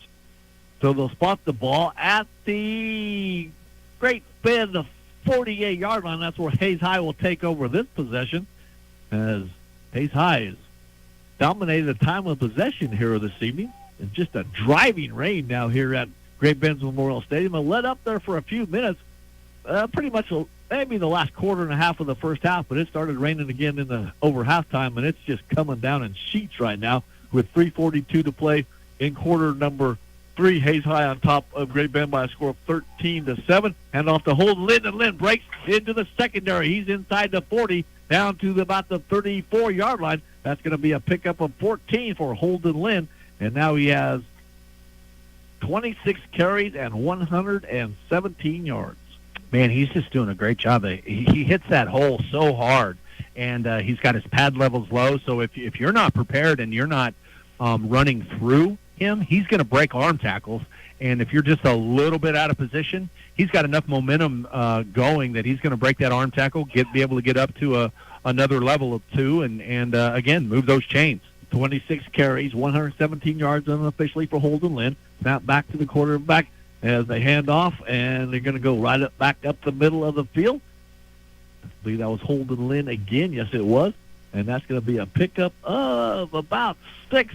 Ball at the 29-yard line. We're giving them a game of 5. Very crucial drive right here for the Panther defense. You don't want to find yourself down 2 touchdowns late in the third quarter where you might have to go to a passing attack or pick up the pace, just because you want to be able to run the football and just grind it out to tie the game.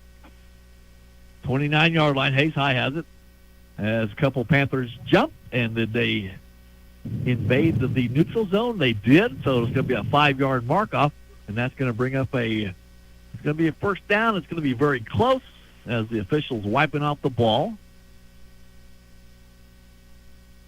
Going to be second down and short. 1st and 10, they now call it 1st and 10. Ball at the Great Bend 24-yard line. Hayes High with the wind at their back here in the third quarter, and they lead it by a score of 13-7. And off to Holden Lynn. Holden is going to be driven back as he gets to the line of scrimmage, making the tackle there for Great Bend. In there was Connor Holliday, was one of them, along with, I believe, Jacob Hall. And again, just a nice job by the defensive line. They didn't get driven off the ball, which allowed the defensive ends to kind of fold in and get a hold of Lynn before he was able to get up ahead of steam or bounce to the outside. I might add that if the camera crew can make sure that they're always staying in wide lens and wipe their lenses off, the people at home would really appreciate it. Hand off to Holden, and he runs right up the middle of the field. He's inside the 20, where he's met there by Jacob Paul, and they kind of had a stalemate, and they're going to give him the 18-yard line. That's going to be a pickup of 5, 3rd down and 5 for Hayes High. You like that? I'm not only color man, but I'm also producer. Yes. But that's pretty much the only way we can communicate with the camera crews, just so everybody knows, is to try to mention that live on the air and hope that they're listening as well. But it's tough to see outside of our window as well. You're a man of many talents. Just please tell my wife that. I'm staying out of that one. Yeah, I'm sure. 3rd down and 5 at the 19-yard line, of closing minute 20 here of the third quarter. Hayes High has had the possession of the football most of the time here in the third quarter, but they've been unable to score here. And as Sean mentioned, it is imperative here that Great Bend keep them off the scoreboard. And Holden Lynn with another carry. He's having some help from an offensive lineman there. Cannon Weber helps push Holden Lynn inside the 10 to the 9. It's going to be 1st and goal for Hayes High with 63 seconds remaining. I think Weber got there about the same time as the defender did to come up and try to make the tackle, and Weber had the better of it and kept his feet moving and was carrying the ball carrier as well as the Panther defender back a few yards. 30 carries thus far for Holden Lynn, 138 yards unofficially. 1st and goal, ball just inside the 10 at the 9. Under 1 minute to play here in quarter number 3. Hayes on top of Great Bend by a score of 13-7. Shotgun formation. They hand off. This time that's Ian McGuire. And McGuire gets to the outside, and he's down to the 1-yard line. Ian McGuire was able to come up the middle of the field and then broke to his left and got down to the 1. It's going to be 2nd down and goal from there for HHS. You know, I know that the Panthers had noted that Hayes had been throwing the ball the last couple of weeks really well, but you know, when you're able to establish the run like they have, makes that throwing a lot easier. Under center is Carter Graham. He just follows the center up, and the officials on either side say touchdown. And the Hayes High Indians able to capitalize on the interception, and they go up 19-7 pending of the PAT. That's one of those plays. I just, as an offensive player, I always wanted to say, hey, when the quarterback has a quarterback keeper and takes it right up the middle and scores a touchdown, instead of giving the quarterback the touchdown, it should be those 5 guys up in front, because, again, those guys just got up there, got up to the line of scrimmage, and absolutely dominated that trench, pushed the whole Panther offensive or defensive line back into the end zone, and scored the touchdown for Hayes High. Let's see. They're going to try the PAT again this time. That has been the services here of Carson Moore. Nope, they're going to go for 2 as they throw it in the flat, and it's going to be incomplete, I believe, down to our left, to our right, and it is incomplete. So the 2-point touchdown attempt, 2-point after touchdown fails, and with 13 seconds remaining in quarter number 3, Hayes High takes the lead of 19-7. We'll be right back to Memorial Stadium in Great Bend after this. Panther Sports on B1043 is powered by Equity Bank. They never forget, it's your money. Orthopedic and sports medicine specialists at the University of Kansas Health System in Great Bend are here to care for every level of athlete. Whether you're an armchair quarterback or star of the team, we can get you back in the game. Call 620-792-4383 to schedule an appointment. Go Panthers. Keller Real Estate and Insurance Agency is proud to support this Panther broadcast. If you are looking for residential, commercial, or farm properties, turn to Keller Real Estate and Insurance Agency, 1101 Williams in Great Bend. Great Bend Panther football is on your station that rocks. B1043, The Point.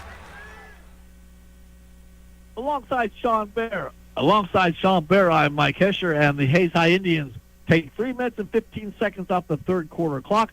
6-play, 48-yard drive as quarterback Carter Graham just sneaks it up the middle, and the PAT was no good, and Hayes High now leads at 19-7. Final minute of the third quarter, 13 seconds remaining exactly, and plenty of time left in the game. I mean, there's nothing to get real worried about. The Panthers can still run the football. If you're Hayes High, you got to think we definitely need to not have turnovers offensively, and if you're Great Bend, you need to make every possession count, and you just need to control the football. Squib kick by the Hayes High is going to be falling on at the 34-yard line, and that's where Great Bend will start this possession. No time off the clock. And Aaron Beck and the Great Bend offense now trailing 19-7. Need to get some points on the board here if they want to continue their season. Well, just a great job right there. Great decision by Jacob Hall. Just falling on the football. Don't try to do anything. It's a wet rock. It's been bouncing on the turf as it's coming down the field. And go ahead and, 34-yard line's great starting field position. Offense just needs to go to work and start grinding out a heck of a drive here. Can you believe this? The temperature's actually risen a degree this evening. I got 46 degrees now, and the winds are out of the east at 21, but the rain continues to fall here at Memorial Stadium. Shotgun formation for the Panthers as they hand off to Ian Premer. Ian makes a man miss, and he's out across the 35. We'll give him the 38-yard line. That'll be a pickup of 4, and that will be your final play of quarter number 3. Great Bend trailing Hayes High 19-7 as we get set for the final 12 minutes of the season for one of these ball clubs.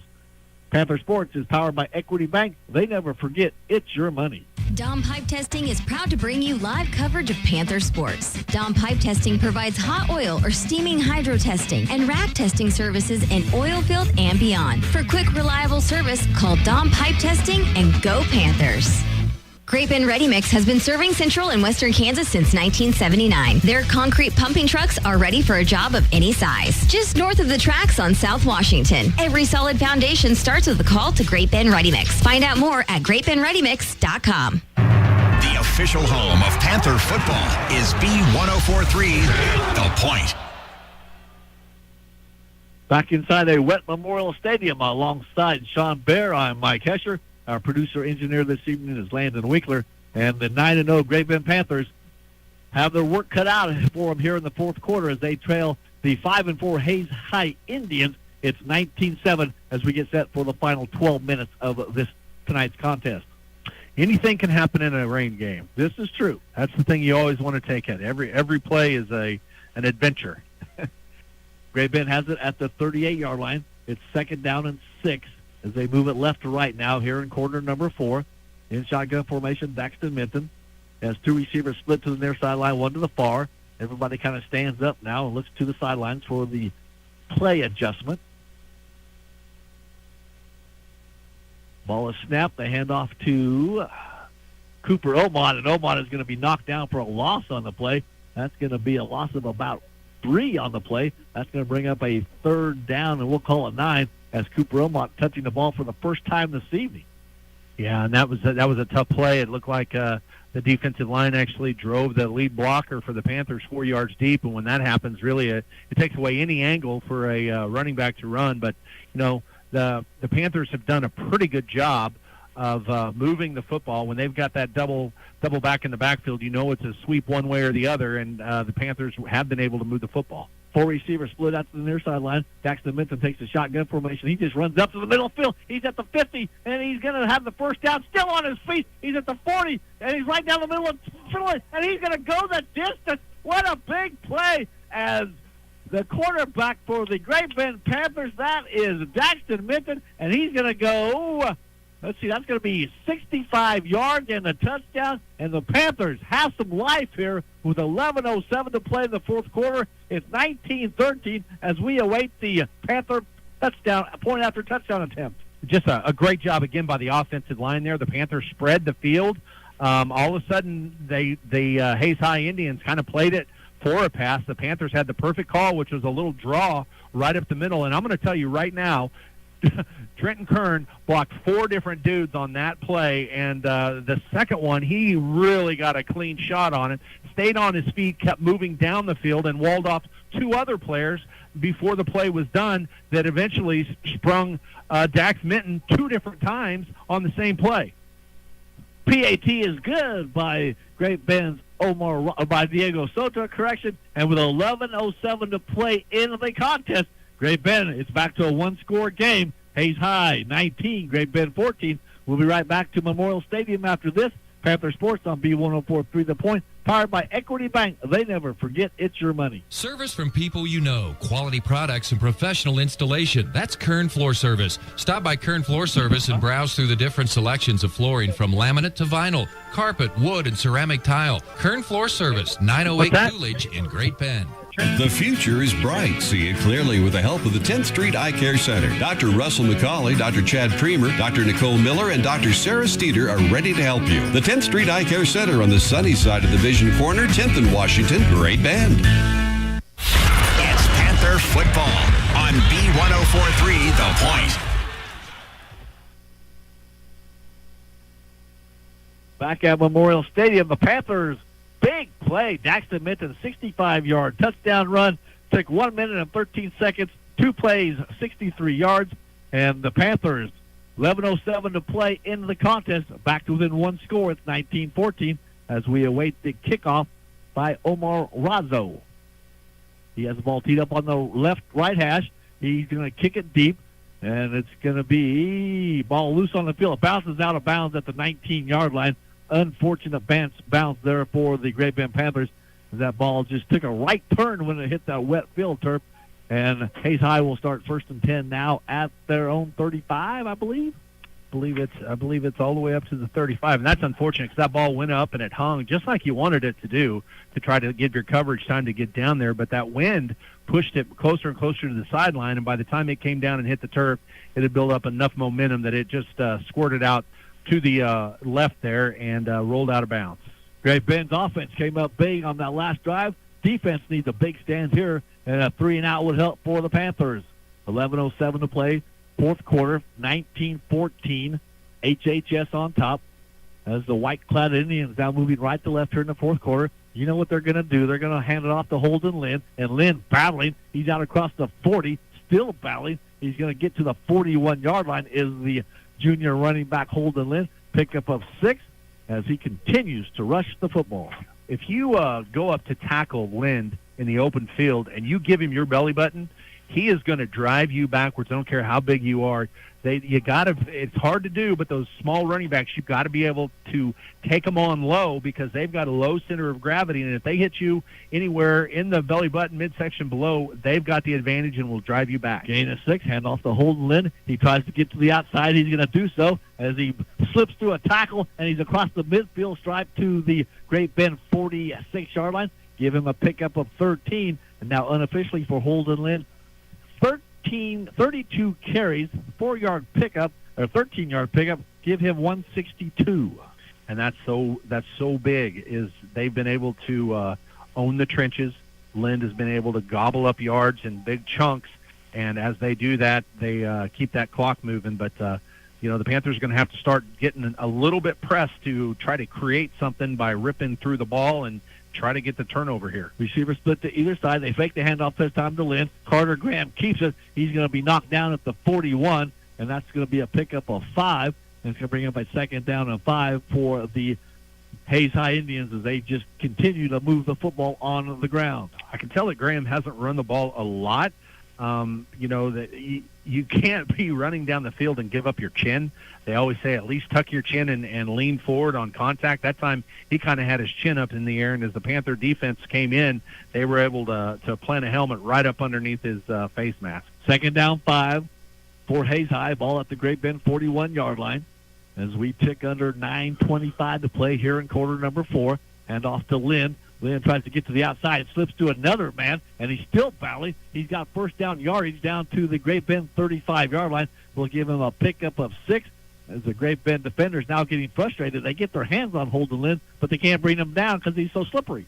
Just right there, a great job. Again, you've got Owen Kaiser making good penetration, getting in to the backfield. Lind is a quick guy, a fast guy. Kaiser looks like he's going to be able to make a play, but Lind is able to squirt out and, again, move those chains and keep the clock rolling.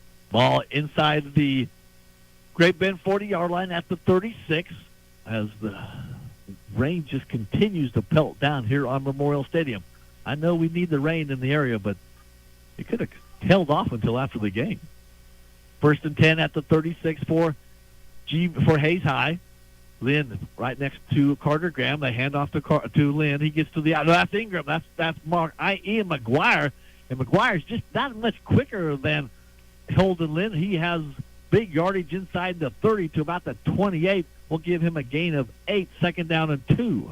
When you've got 2 backs that can come in and give your starter a little bit of a break and has just as much of a charge in the way they run as McGuire and Lind, that's a heck of an advantage, especially here late when, 1 step quicker makes a difference between a big play and a loss. 8:15 to play 4th quarter. 19-14, Hayes on top. Hand off to Ian McGuire again. Big hole this time right up on the hash mark on the right side. He's down inside the 25 to the 21. That's going to be a pickup of 7. Now unofficially for Ian McGuire, he has 6 carries for 114 yards and that 79-yard touchdown run. All of a sudden they move the chains, and what do? They take McGuire and they put him out and they bring in Lind. So they've got some fresh legs back there, and that offensive line for Hayes is really doing a great job of dominating in the trenches and opening up some wide running lanes. That's Dawson Reuter, Maximo Luma, Gus Crucero. Ball loose, another bad snap, and falling on it back at the 31-yard line. That was the quarterback Carter Graham. So that's the 2nd time that's happened to the Hayes High Indians here in the second half. See if Great Bend can take advantage of the miscue. Hey, I'm not going to lie. I don't have a problem with that play. That's huge. You're talking about almost a 10-yard loss on the play, brings up 2nd 20 in some rugged conditions. So, the Panthers, you'd like to see them think that Hayes High would have to throw the ball eventually. Either that or they are in 3-down territory, but you just can't give up a big chunk yardage play on a run. Ball at the 33-yard line. Going to bring up a 2nd down and 22. They hand off right up the middle. And breaking out of another tackle, I believe that was Ian McGuire again. He's down to the 20. So Ian McGuire will pick up a 13 on the play, and that makes it 3rd down and manageable for Hayes High. And that's exactly what we were talking about. You can't give up those big plays. 2 of the Panthers had a great shot at Lind in the backfield or right at the line of scrimmage. They weren't able to wrap up and weren't able to take him down to the turf, and he just keeps those legs rolling and picks up and cuts that 2nd and 20 down to about a 3rd and 10. Congratulations to Cheryl Mauler. She was the first on the score here in the 3rd texter, and she has a meal from Delgado's. And hand off this time to Holden Lind, who's back into the lineup, and he's inside the 15. That's going to be close to a 1st down. It's going to bring up a 4th down, and we'll call it 3. The ball at the we'll call 4th down and 2. Ball at the 13. It's a huge play upcoming for the Panthers. You got to say with 6 minutes and 12 seconds, there's there's a big possibility that if they can hold, it's going to give them the Panthers a great shot. If not, it's going to be a deep hole that they're going to have to crawl out of. 4th down and 3, halfway through quarter number 4. Hayes High leading 19-14. As Sean mentioned, huge play right here on a 4th down and 3. Everybody that is here is standing. Give credit to everybody who's made their way out tonight to Memorial Stadium on both sides of the field. And now we have an offensive lineman jumping for the Hayes High Indians. So where Great Bend was pulled off sides earlier in the contest, which turned out to be big, this time a Hayes High offensive lineman a little bit eager, and it's going to move them back 5 yards, 4th down and 8. Every offensive lineman right now that is watching this game or saw that play is like, you can't make me stay in that stance for that long and expect me to hold my water. That is the toughest thing to do, when you got an offensive lineman, he's down in a 3-point stance. That's not a comfortable position, and when he gets out there and they're up in early and you make him stand and you have a couple of calls, sometimes you just got to go. Timeout on the field. Panther Sports, powered by Equity Bank. They never forget it's your money. 19-14 Hayes, 5:44 to play in the contest. You're listening to B1043, The Point. I'm Chance Haney. For over 40 years, Mitchell K. Haney & Associates has been your trusted partner in Great Bend for comprehensive employee benefits. Medical, dental, vision, life insurance, and Aflac coverage. Call us today to protect your team and their families. Go Panthers. This is Nathan at GB Tarp Company. We specialize in roll tarps, camper skirts, and custom solutions tailored for your needs. Durable, reliable, made to last. When your tarp wears out, give us a shout. GB Tarp Company, carrying genuine Sherco parts and accessories. Find us on Facebook, Instagram, or at gbtarpcompany.com. Great Bend Panther football is on your station that rocks. B1043, The Point. Here we go. Big play. 4th down and 7. 5:44 to play into the 4th quarter of this regional high school football game as the Great Bend Panthers at 9-0 trail Hayes High 19-14. And Great Bend needs to stop right here, Sean Bear. And the biggest thing is right before that huddle breaks, you say, hey, guys, let's not give them those 5 yards back. They'll probably try to get another cheap 5 on us. Hold your water, move on the snap of the ball, put some pressure on that quarterback, and wrap up when you get the chance. Rain and wind here on a Friday night in Memorial Stadium as Carter Graham looking over to the far sideline to get signals from head coach Tony Crora as it's a 4th down and 7. Shotgun formation, snap was high. They fake the handoff to Lynn, throws over the middle of the field. That's going to be ball loose on the field. It was up in the air. Looks like Ian Premer may have knocked it down, but it's going to be 4th down. Great Bend holds, so the Panthers get the football back with 5:37 to play in the contest, and they got to go about 80 yards here to get this game to take the lead.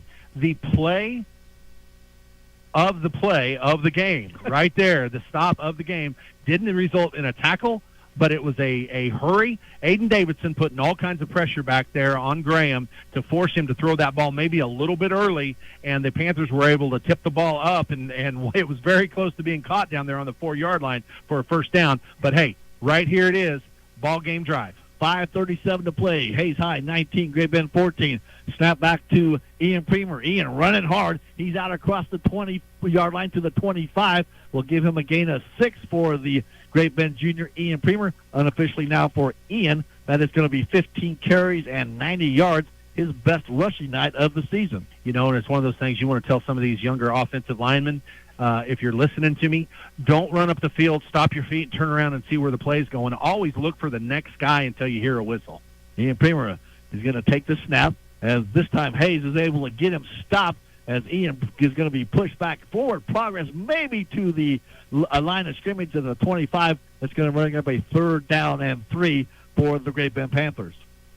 Well, the Panthers, they're likely always in 4-down territory here. You've got 4.5 minutes. You'd like to think you've got 2 plays on this drive. These weather conditions aren't getting any better.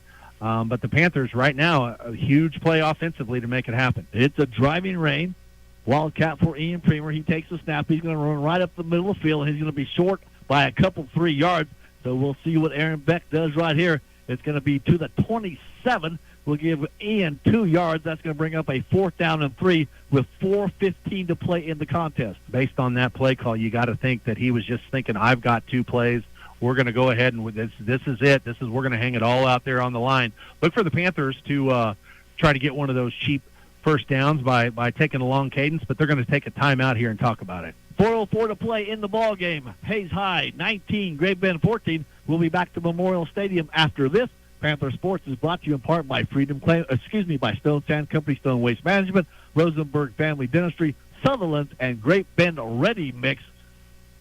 We'll be right back. Great Bend on a big 4th down and 2 when we come back with 4:04 to play in the contest. Chris Ramsey, your shelter insurance agent in Great Bend, is here to make sure you're covered with the right protection at the right price. From auto and home insurance to life, business, farm, and more, Shelter can cover it. Peace of mind is just a phone call away. Give Chris a call, 620-793-9390. The American Plains Co-op supports all of the students of USD 428 in academics, activities, and athletics. Your hard work pays off, and you represent our community so well. Backing every Panther every day, the American Plains Co-op. This is GBHS alum Taylor Calcara, Watkins Calcara Law Firm. We are full of Panther pride and are glad to call Great Bend home. Your home for Panther sports is B1043 The Point, KVGB, Great Bend. Go Panthers!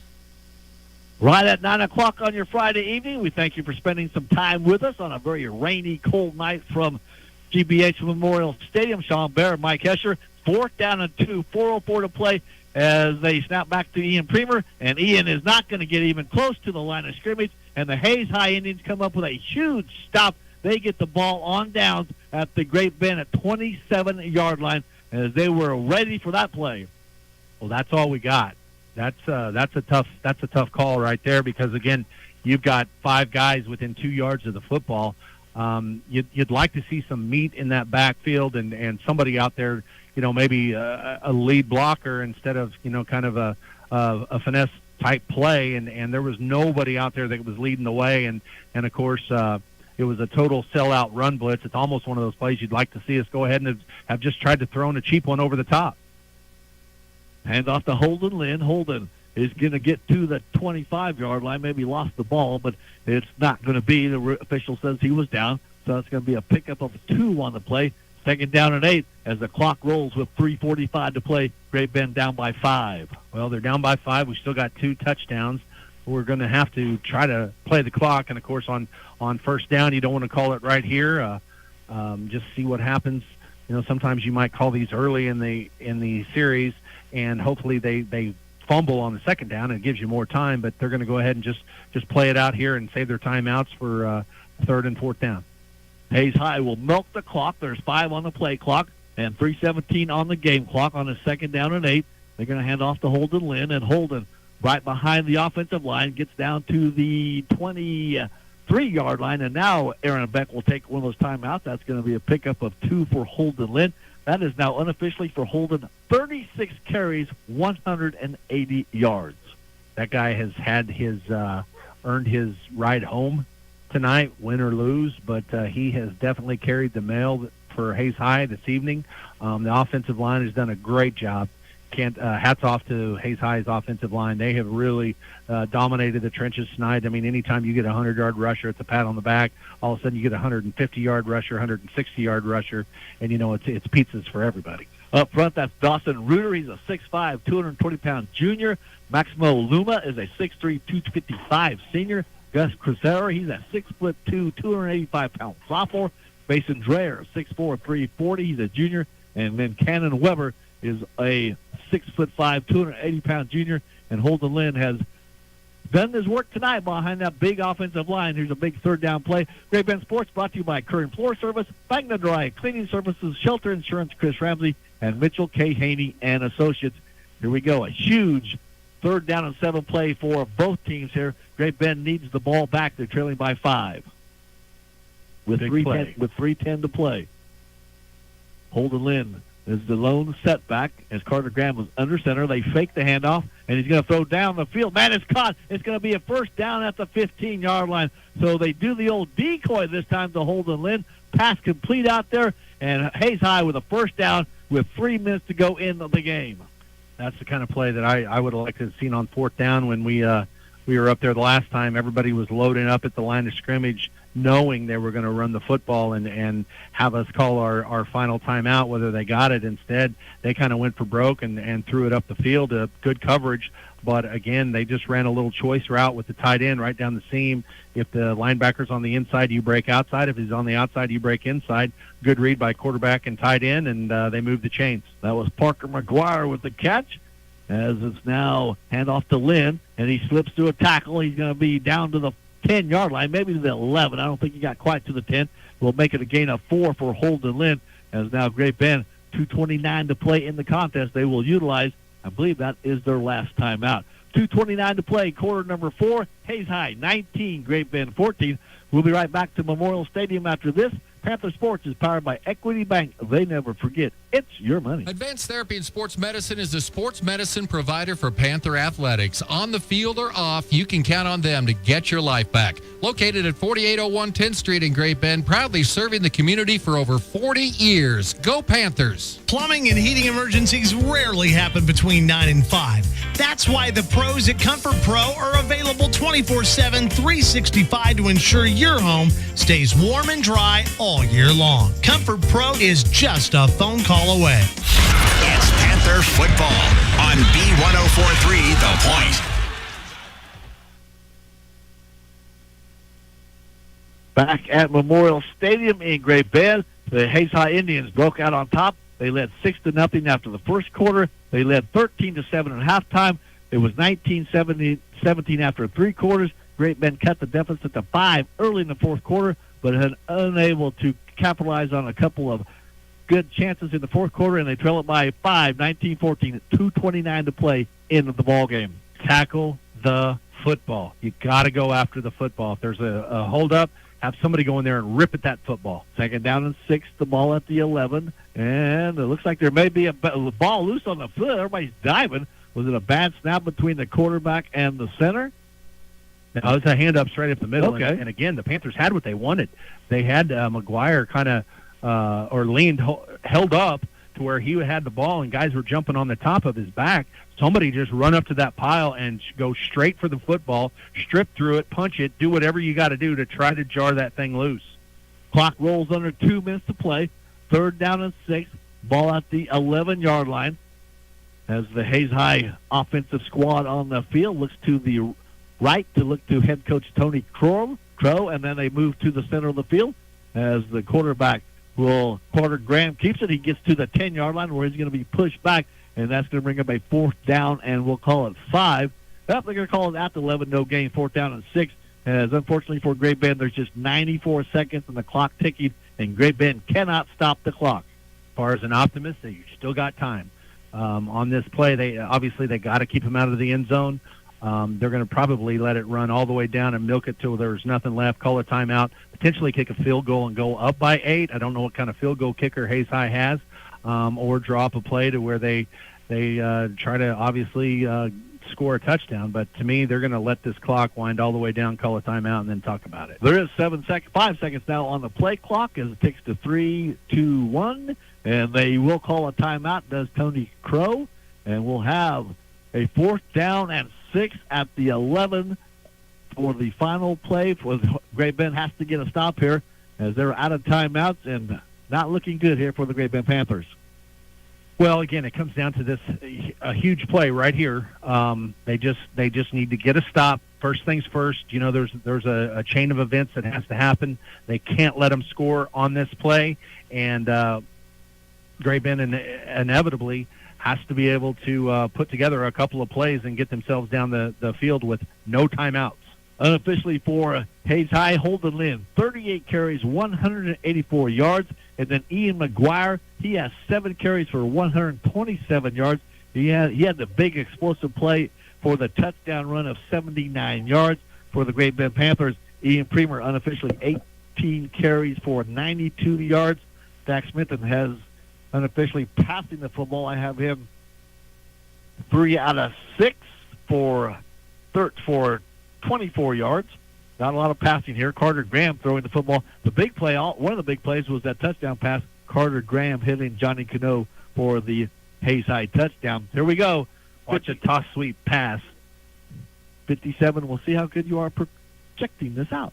Carter Graham Hands off to Carter, to Lynn, and he cuts up with the hash mark. He's down to the 1-yard line, and that is a first down, and that will unofficially seal the game, or officially seal the game, as Hayes High is going to come away with a victory as they get revenge on Great Bend after the regular season Great Bend win of 21-0. Hayes High will come down to GBHS's Memorial Stadium, and they will move on. They will play Hutchinson next week in the sectional round of the high school playoffs. Did you see what formation that was? That was double tights, full house backfield right there. You called it. Clinching the game. Yep. Those are the kind of formations everybody needs to practice. The last play of the game here, as Hayes High will take the snap. They're in victory formation. Carter Graham kneels at the 3-yard line, and the Hayes High Indians come to Great Bend and get a win in the regional round of the high school playoffs, and they hand Great Bend their first loss of the season.